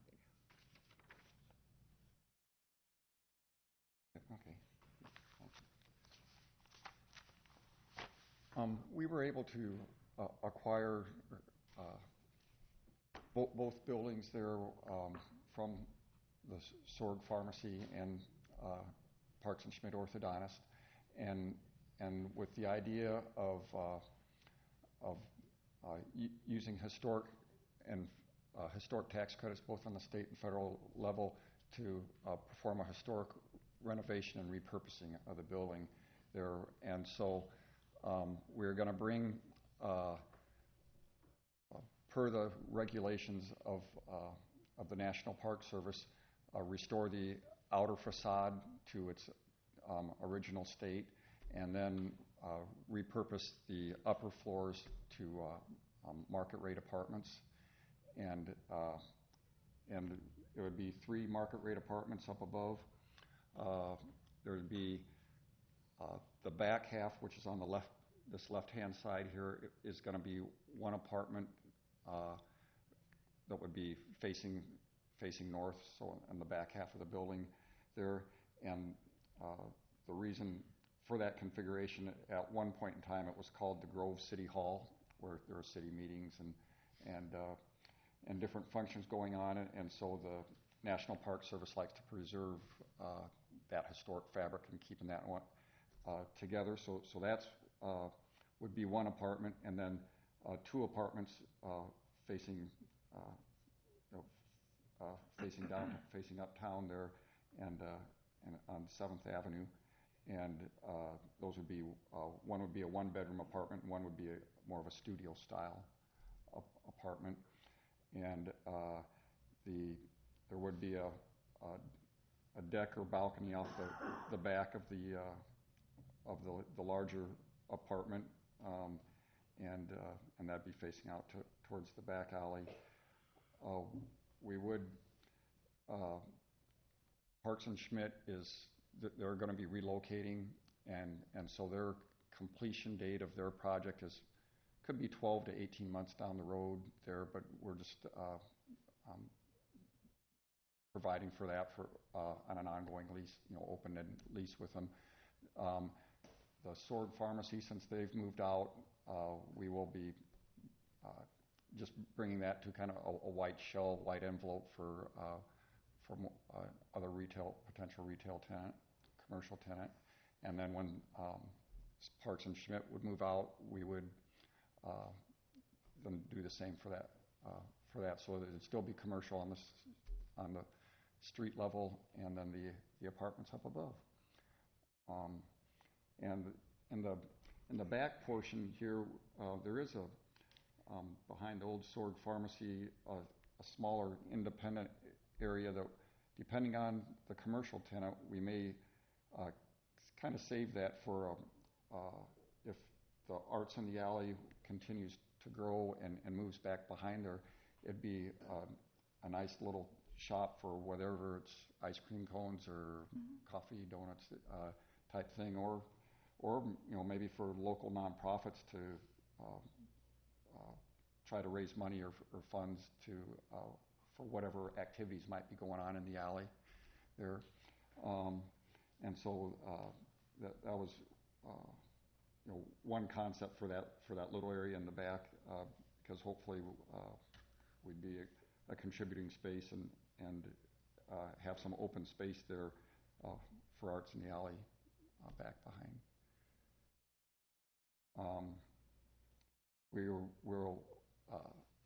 We're hoping to, we have construction drawings that are close to being finished, and so we should be able to have those out to contractors sometime next week. Looking at, maybe a 3-week period for them to bid on it, another week to award the bids, and then at that time we can start with some selective demolition inside, and during that time we're still waiting for our Part 2 to come back from the National Park Service. Part 2 means give their stamp of approval on the renovations we're going to be doing, and so we'll do some selective demolition during that time, and we're hoping that by the first of the year we have that stamp of approval from the National Park Service, and then we'd be able to start the construction, particularly on the upstairs there. We could move forward with the Sword Pharmacy part a little bit quicker there, but it's the upstairs that we got to make sure that we follow their guidelines specifically there to make sure we keep the historic fabric that they want to see up there. And so from that point, we get that Part 2 done from the National Park Service, and maybe 6 to 7 months for final completion for the upstairs, so we'd be able to lease. Now, I'm sorry. Go ahead. No, you go ahead. Is the access to the apartments going to be handicap friendly? No, there will not be an ADA. Elevator or anything? No, with just 3 units up above, we fall below the threshold, and it would be it'd be a difficult transition with the space we have to make ADA compliant apartments up above. Okay. Also, on these two, on 13 and 14, it's the Coben and Harvey building. Does it make any difference that we have a different spelling as opposed to Harvey and Hervey? No, I'm guessing that probably the autocorrect caught that one, since I know when I was working on something related to this before, I had to put Hervey into my dictionary, otherwise it tried to correct it every time it came up. Okay. Your teacher's showing, Mary Lou. Hey, can't help it. Do you have any drawings of the facade? The facade, we don't. No, we don't have a rendering, but it would be what the upper floor looks like is going to be the lower floor is going to be consistent with what the upper floor would look like. So I guess I can zoom in on that if.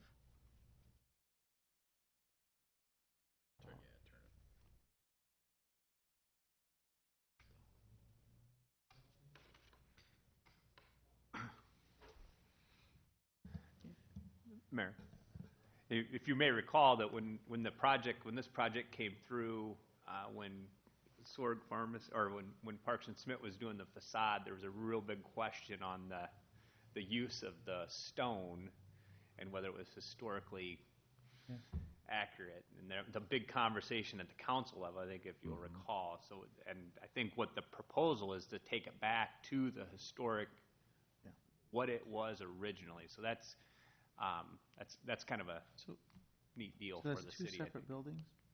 It originally was one building. It's was since divided in two. There were two separate owners, but yeah, the exterior is something that is very important to the National Park Service in preserving the historic character, and so we would want to bring back that upper look, continue that down, so with the exposed brick, so the stone, the stone and on this side and the wood on that side would be pulled away, and then. I know you have experience in this historic restoration stuff. Can you just tell us a little bit about your experience doing this? Yeah, we've done well in Dubuque. We have two properties that we've done up there that were historic renovations. One was called the Cooper Wagon Works building that is at a street level. There's a restaurant, and then we have 3 floors of apartments up above, 7 on each floor, so a total of 21 apartments up above there. And then the other one in Dubuque is street level commercial again, and then 2 floors of 4 apartments each up above there.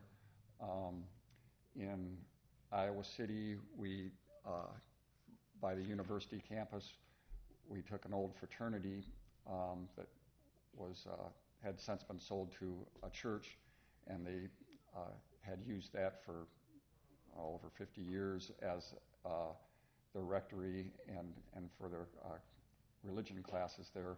When they moved out of town, it sat empty for several years, and so we took that and renovated that into 16 one-bedroom apartments, and we were able to receive an award for that restoration from the city of Iowa City. We also received fortunate enough to receive an award for the Cooper Wagon Works one that I mentioned in Dubuque there.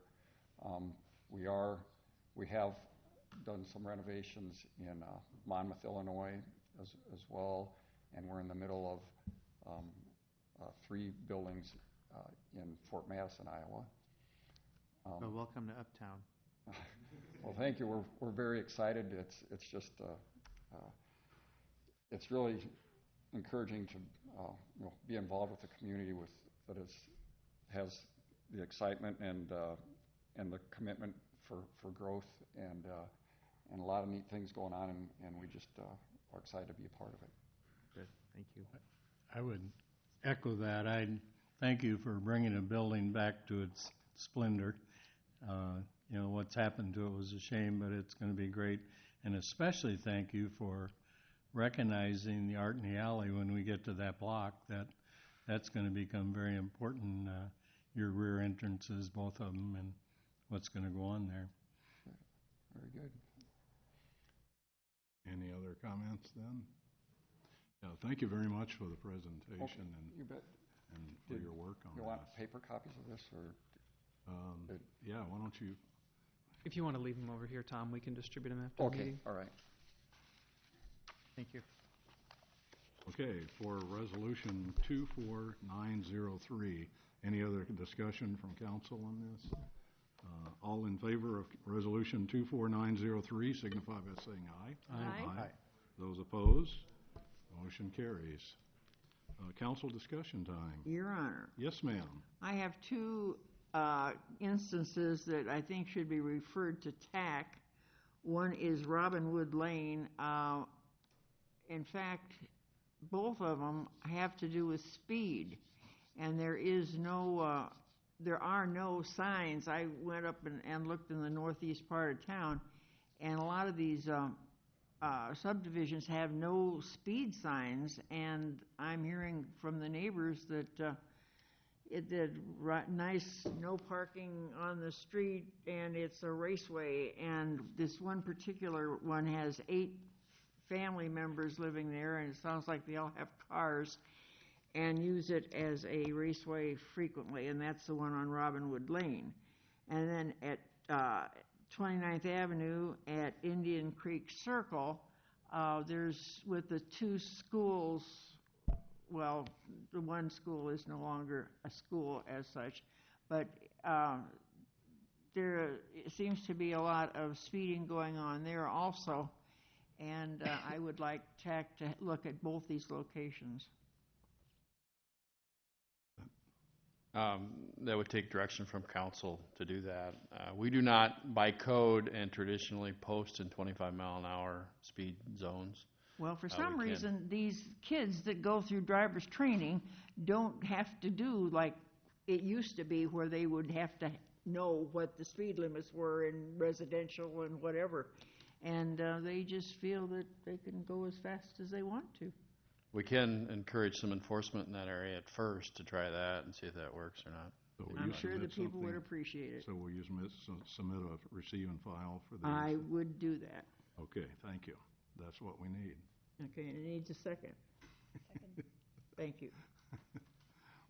Anything else? Did you have something, Kim? Nope. No? Of course. Your newspaper, too. Don't forget the newspaper. Yeah, I am. Okay. You know, first of all, when you took driver's ed, it was a Model A, and they'd only go 35. Hey, it was a horse and buggy. What are you talking about? First thing I have is that I would ask this council to add my congratulations to our city manager, who has become a vice president of the regional, he's a regional vice president at International City and County Management Association, an award he received last week when he was gone that day, and that's a heck of an achievement to be recognized, and it furthers our fortification that we got a good guy doing stuff for us. So that's a nice achievement, Lon, and I congratulate you for it. Thank you. A couple other things. My youth in southern Illinois, not far from St. Louis, I was always a Cardinal fan, of course, but one of my heroes, Yogi Berra, and my dad's hero was from, fondly known, a place called Dago Hill in St. Louis. And he unfortunately ended up with the Yankees. And he has more World Series rings, or until he passed away last week, than any other person. But some of his sayings, I just like to talk about. You know, some of them, you know, everybody knows. You come to the fork of the road, he says, take it. That was Yogi's feeling. He said, it's deja vu all over again. He said, it ain't over till it's over. He said, baseball is 90% mental and the other half is physical. He says he usually takes a 2-hour nap from 1 to 4 in the afternoon. He also said after a Yankee loss that we made too many wrong mistakes. He said the future ain't what it used to be. He said a nickel ain't worth a dime anymore. He says he's in California, it gets late early out here. Said he never answers an anonymous letter. He said, I really didn't say all that I said. But Yogi was a great baseball player. He was 5'6" and a heck of a hitter, and he should be remembered as he passed away last week. A couple other things. I would ask our city attorney if he would explore the possibility. I get wrapped a little bit on Robert's Rules of Order because I believe that we should follow those at times. Robert's Rules of Orders were not written for this body. They were written for the Optimus Club or the school board meeting or what have you. And I would ask our city attorney if he would explore if there are any other rules of order that we may adopt on and kind of look into that a little bit that would be more suitable for what we do here. Could you do that? Yeah, there's a website that the Iowa Municipal Attorneys Association maintains where we can pose questions, and other city attorneys can you generally chime in and provide any information they have. So let me put it on that site and see what comes up. I appreciate it. Thank you. A couple other things. I've asked a couple meetings in a row about an airport commission, which I believe is becoming more and more important, especially as we got our grant for some engineering, and I'd like to move forward and figure out how we're going to do that. I see somebody from fire. I see somebody, Medco would like to have somebody that we've had a couple volunteers, and we need to set some perimeters of what it would take for someone to be there. So hopefully we can go forward and do that. I keep thinking safety, and another item, I talked to Lon the other day about shrouded buses. Now, Foster Heating and Air enjoys advertising on these buses. I'd like for them not to come to Marion. They have been good about sending the smaller buses, but our police department cannot see what's going on inside that bus, whether it be daytime or night. And with our citizenry changing the way it is, I would like for us to request anyway to the bus company that maybe they not send any of those to our town. And the last thing I went back to Ronald Reagan, and I'd say, Jeff, please, as soon as you can, tear down that wall.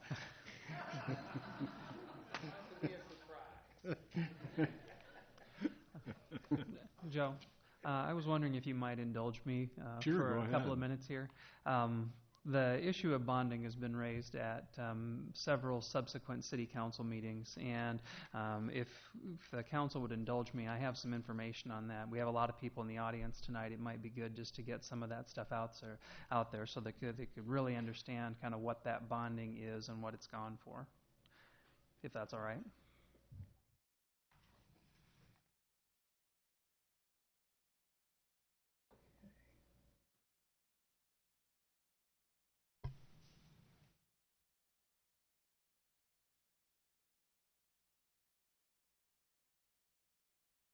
Okay.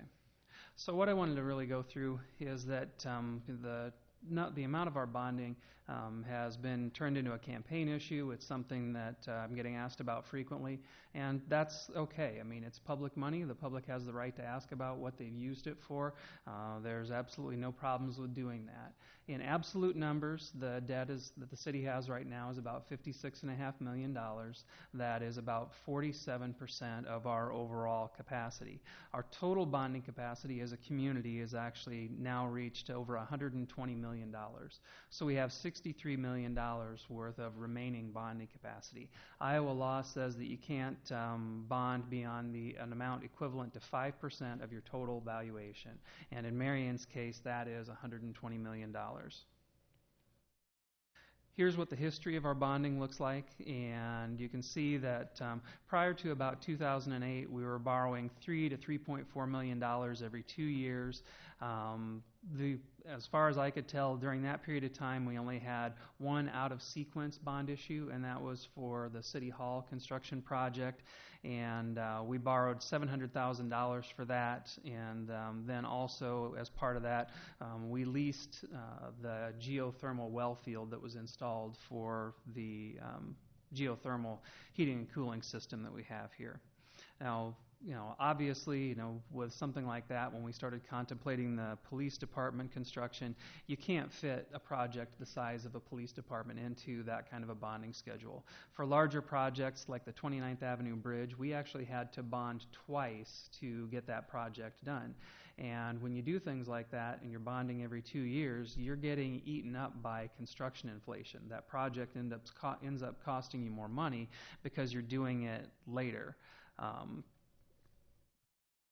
But there really is no way for a city our size to do a project like that, regardless of what size it was going to be, without having an impact on the total debt.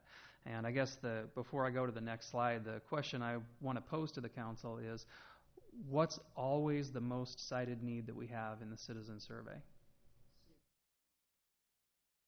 Exactly. And out of the debt that we've got on the books right now, of that $56.5 million, in one form or another, $38 million of it has gone to streets.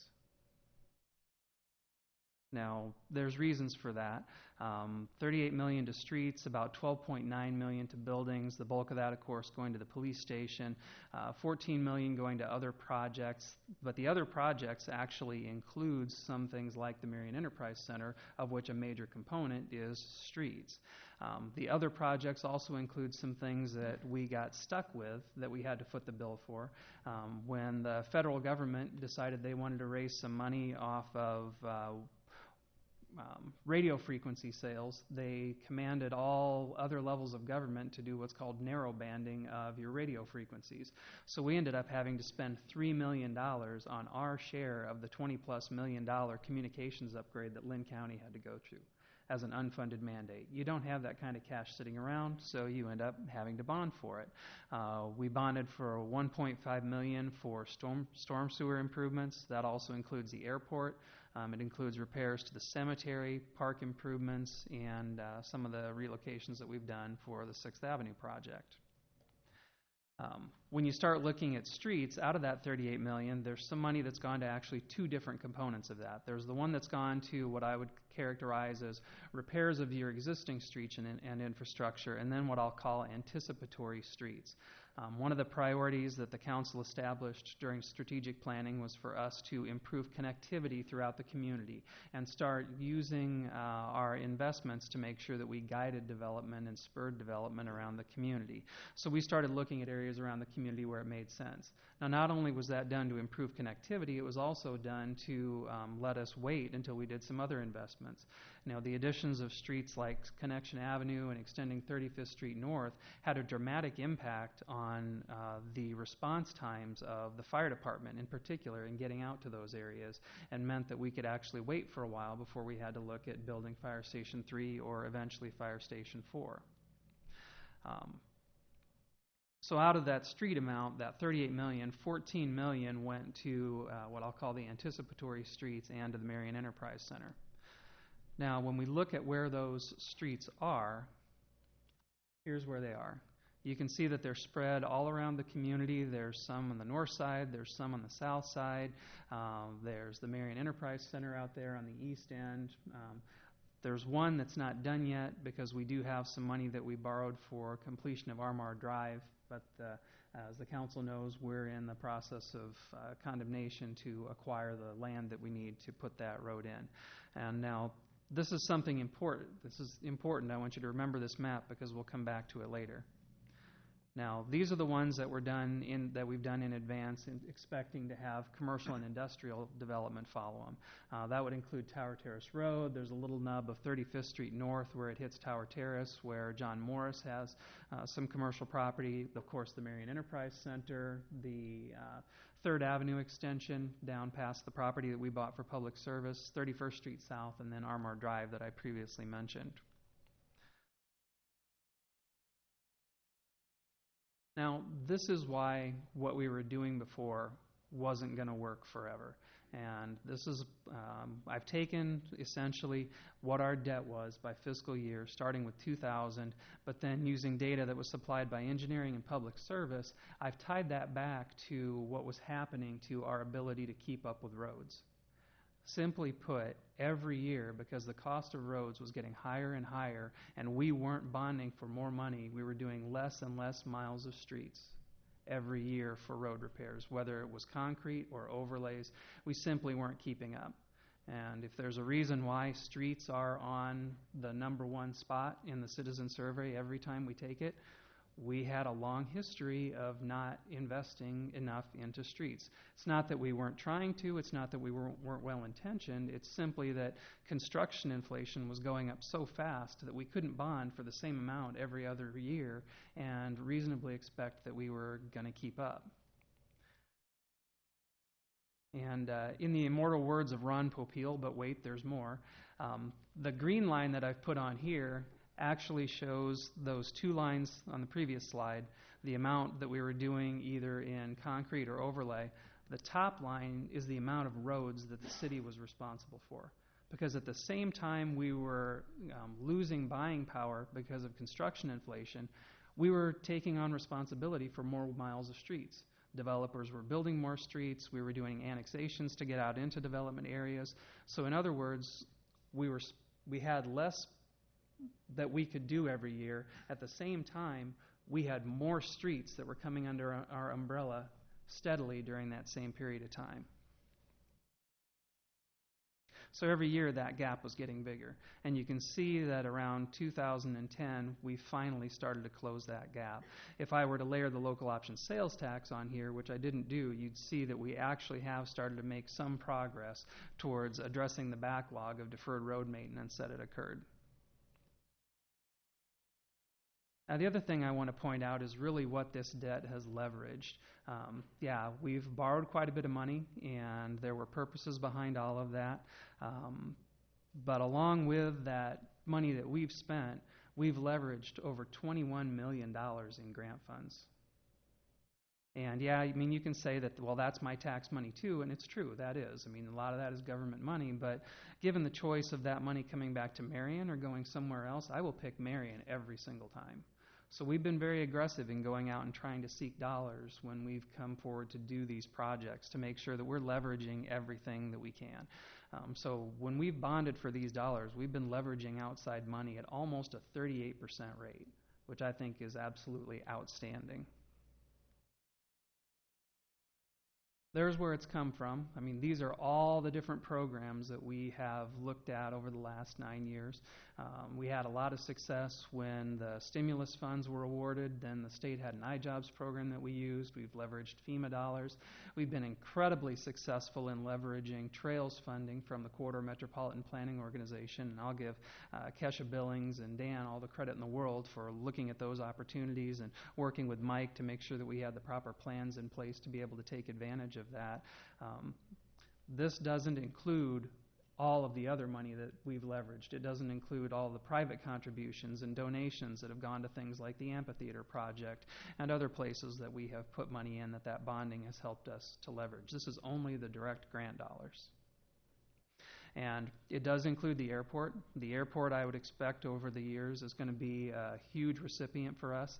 The DOT grant program that we've used and successfully leveraged, our first $100,000, is an 85% match program. So, every $15 that comes in from the city is matched by $85 from the DOT. It's a great ratio. Our debt service levy, this is the portion of direct property taxes that goes to pay for debt. One of the things that gets lost in the conversation when you just talk about something being bigger as an absolute number is, has it really impacted my taxes?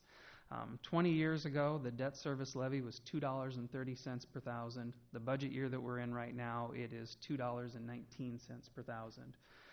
It has been as low as $1.79 and it's as high as $2.51, but it's averaged right at $2.16 over the last 20 years.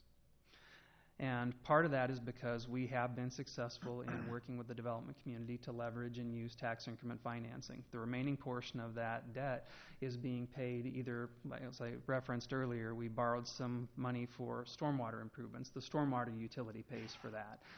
When we've done these other projects, those are being repaid through TIF. The other thing that I would point out is, I think, looking at Marion and looking what has happened to us historically and what helps this debt service levy rate is the fact that we've been a growing community. And from 2001 to 2007, our taxable value grew 48%, which, very few communities in Iowa can attest to having that kind of number. But from 2008 until now, 7 years later, we've already grown 37%. But the reason I want to draw that distinction at 2008 is because that 37% has occurred during the worst economic conditions this country has ever seen since the Great Depression. And I will contend all day long it's because we as a community have continued to make those investments in this city that have been driving private development. There are many other communities like us that were growing leaps and bounds until the recession hit, and several of them in the Des Moines metro area flatlined with growth when the recession hit. And that didn't happen in Marion, and I would argue that the reason is because we were going around and making investments. And then the question always comes up about who's paying for this, who pays, who pays, who pays. Well, this is the map that I showed you earlier about the anticipatory roads that we have put in really since 2008. Now, where this gets interesting is this map shows you the hottest residential development areas in Marion over that same period of time. And it would seem to me that there's a pretty strong correlation with the fact that we've been putting in roads and they've been doing exactly what we wanted them to, which was to guide development in the areas of the community where we already have water and sewer, we don't have to extend roads, and we're not fostering urban sprawl.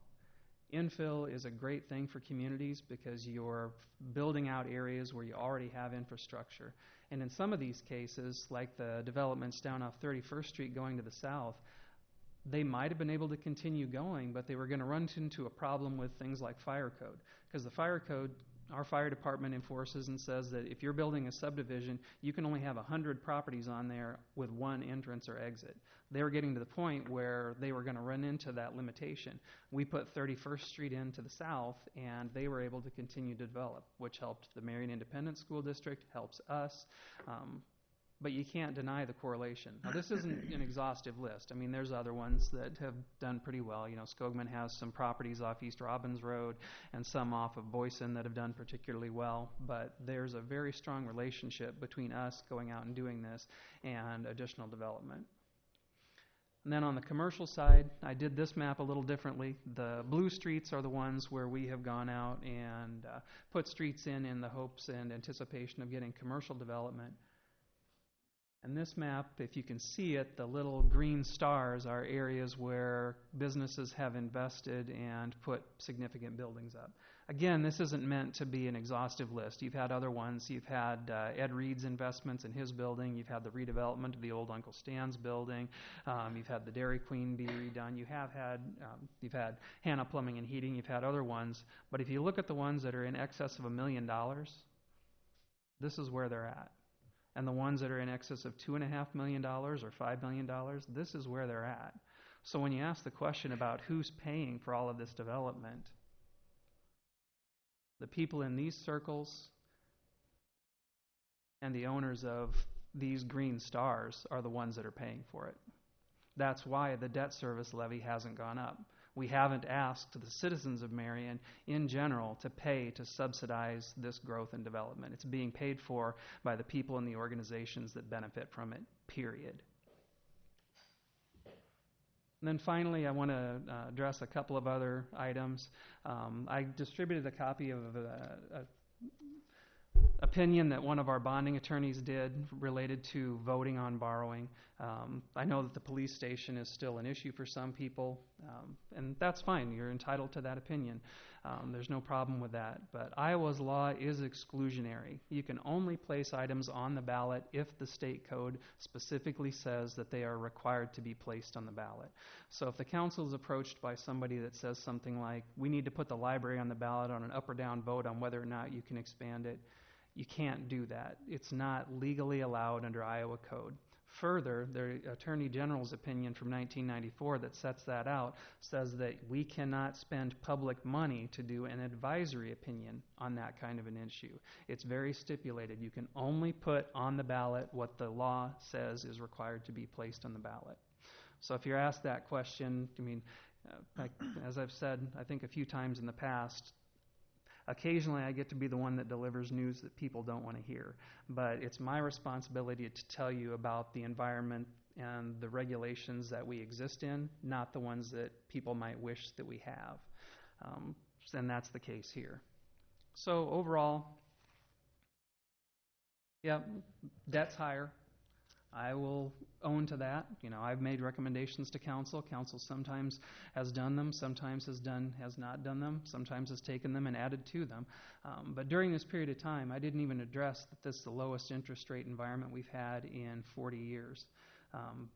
By doing the police station when we did versus doing it 2.5 years earlier, we saved 0.75%. And on that project alone, that's over $400,000 in interest. The taxable value of the community, a lot of it due to the borrowing that we've done, is up almost 40% over 8 years.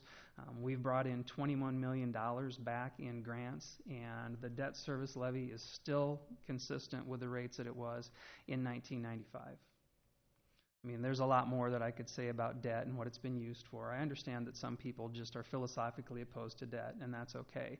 But I think it's really disingenuous to somehow pretend that this debt wasn't used for legitimate purposes, or that it wasn't done to benefit the community, or that it wasn't done thoughtfully and with consideration for repaying it whenever we took it out. So I'd say thanks for indulging me on that, because it's been an issue that I've probably not provided the council with as much information as I should have in the past, and I just wanted to address it. That's an amazing presentation, and I wish we could put that in some consumable form that we could share with the citizens, because like you said, I mean, you know, people may have disagreements on just the fundamental issue of whether or not debt is good or whatever, but at least we'd be all operating on the same facts. There's so much misinformation, whether it's intentional or not, but there's so much misinformation out there and misunderstanding. And I think, I mean, this stuff is hard to understand. I think for a lot of people, for me it is. You know, I mean, I'll probably have to hear this 2 or 3 times before it really sinks in. But I wish there was a way we could put it in a real consumable form that we can share it with the public so that everybody is operating on the same facts when they're making their judgment about whether or not it's good. Well, and one thing that Mary Lou has to kick me in the pants to remind me about occasionally is that it's easy for us on the staff side to fall into the trap of thinking that everyone knows what we know or that everyone has that same amount of history. Yeah.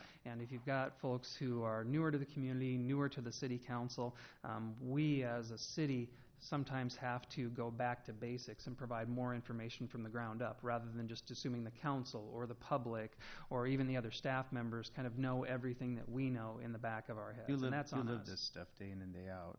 And, but this is great information. Thank you. Well, and I would suggest that maybe we ought to do this presentation again at a work session, maybe at the beginning of a work session, so people that are here at the first part of the meeting could hear it, or at another meeting, because our crowd kind of thins out a little bit, and I think this would be worth hearing with a room full of people. So maybe think about doing this at the beginning of a meeting. Any other talks about this?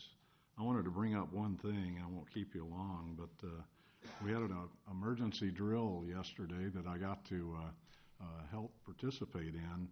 And the drill was that I think it was an F3 tornado, F4 tornado hit Marion, and that the Emerson School was torn up, Linmar School was torn up, and like the wall collapsed at Emerson and trapped 100 kids, is that right?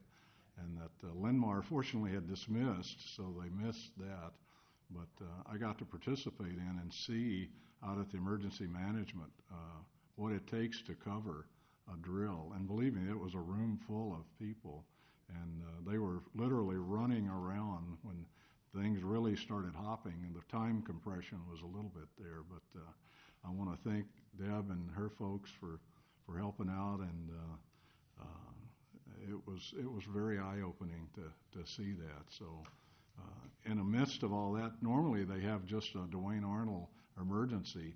And so at the middle of all of this going on with Marion, a tornado actually hit Dwayne Arnold, knocked out the power at the reactor. And so we were all walking around with dose meters on, so because they didn't know which way the wind was going to shift.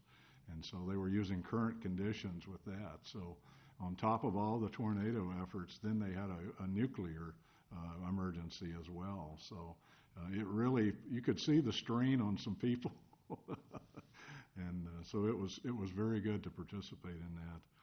I wanted to remind council tomorrow at 3:30 that we have the superintendents here, and so I see that it's actually a meeting, that it's an official meeting that we will have to call to order. I assume that's because we can all be here then. Is that right?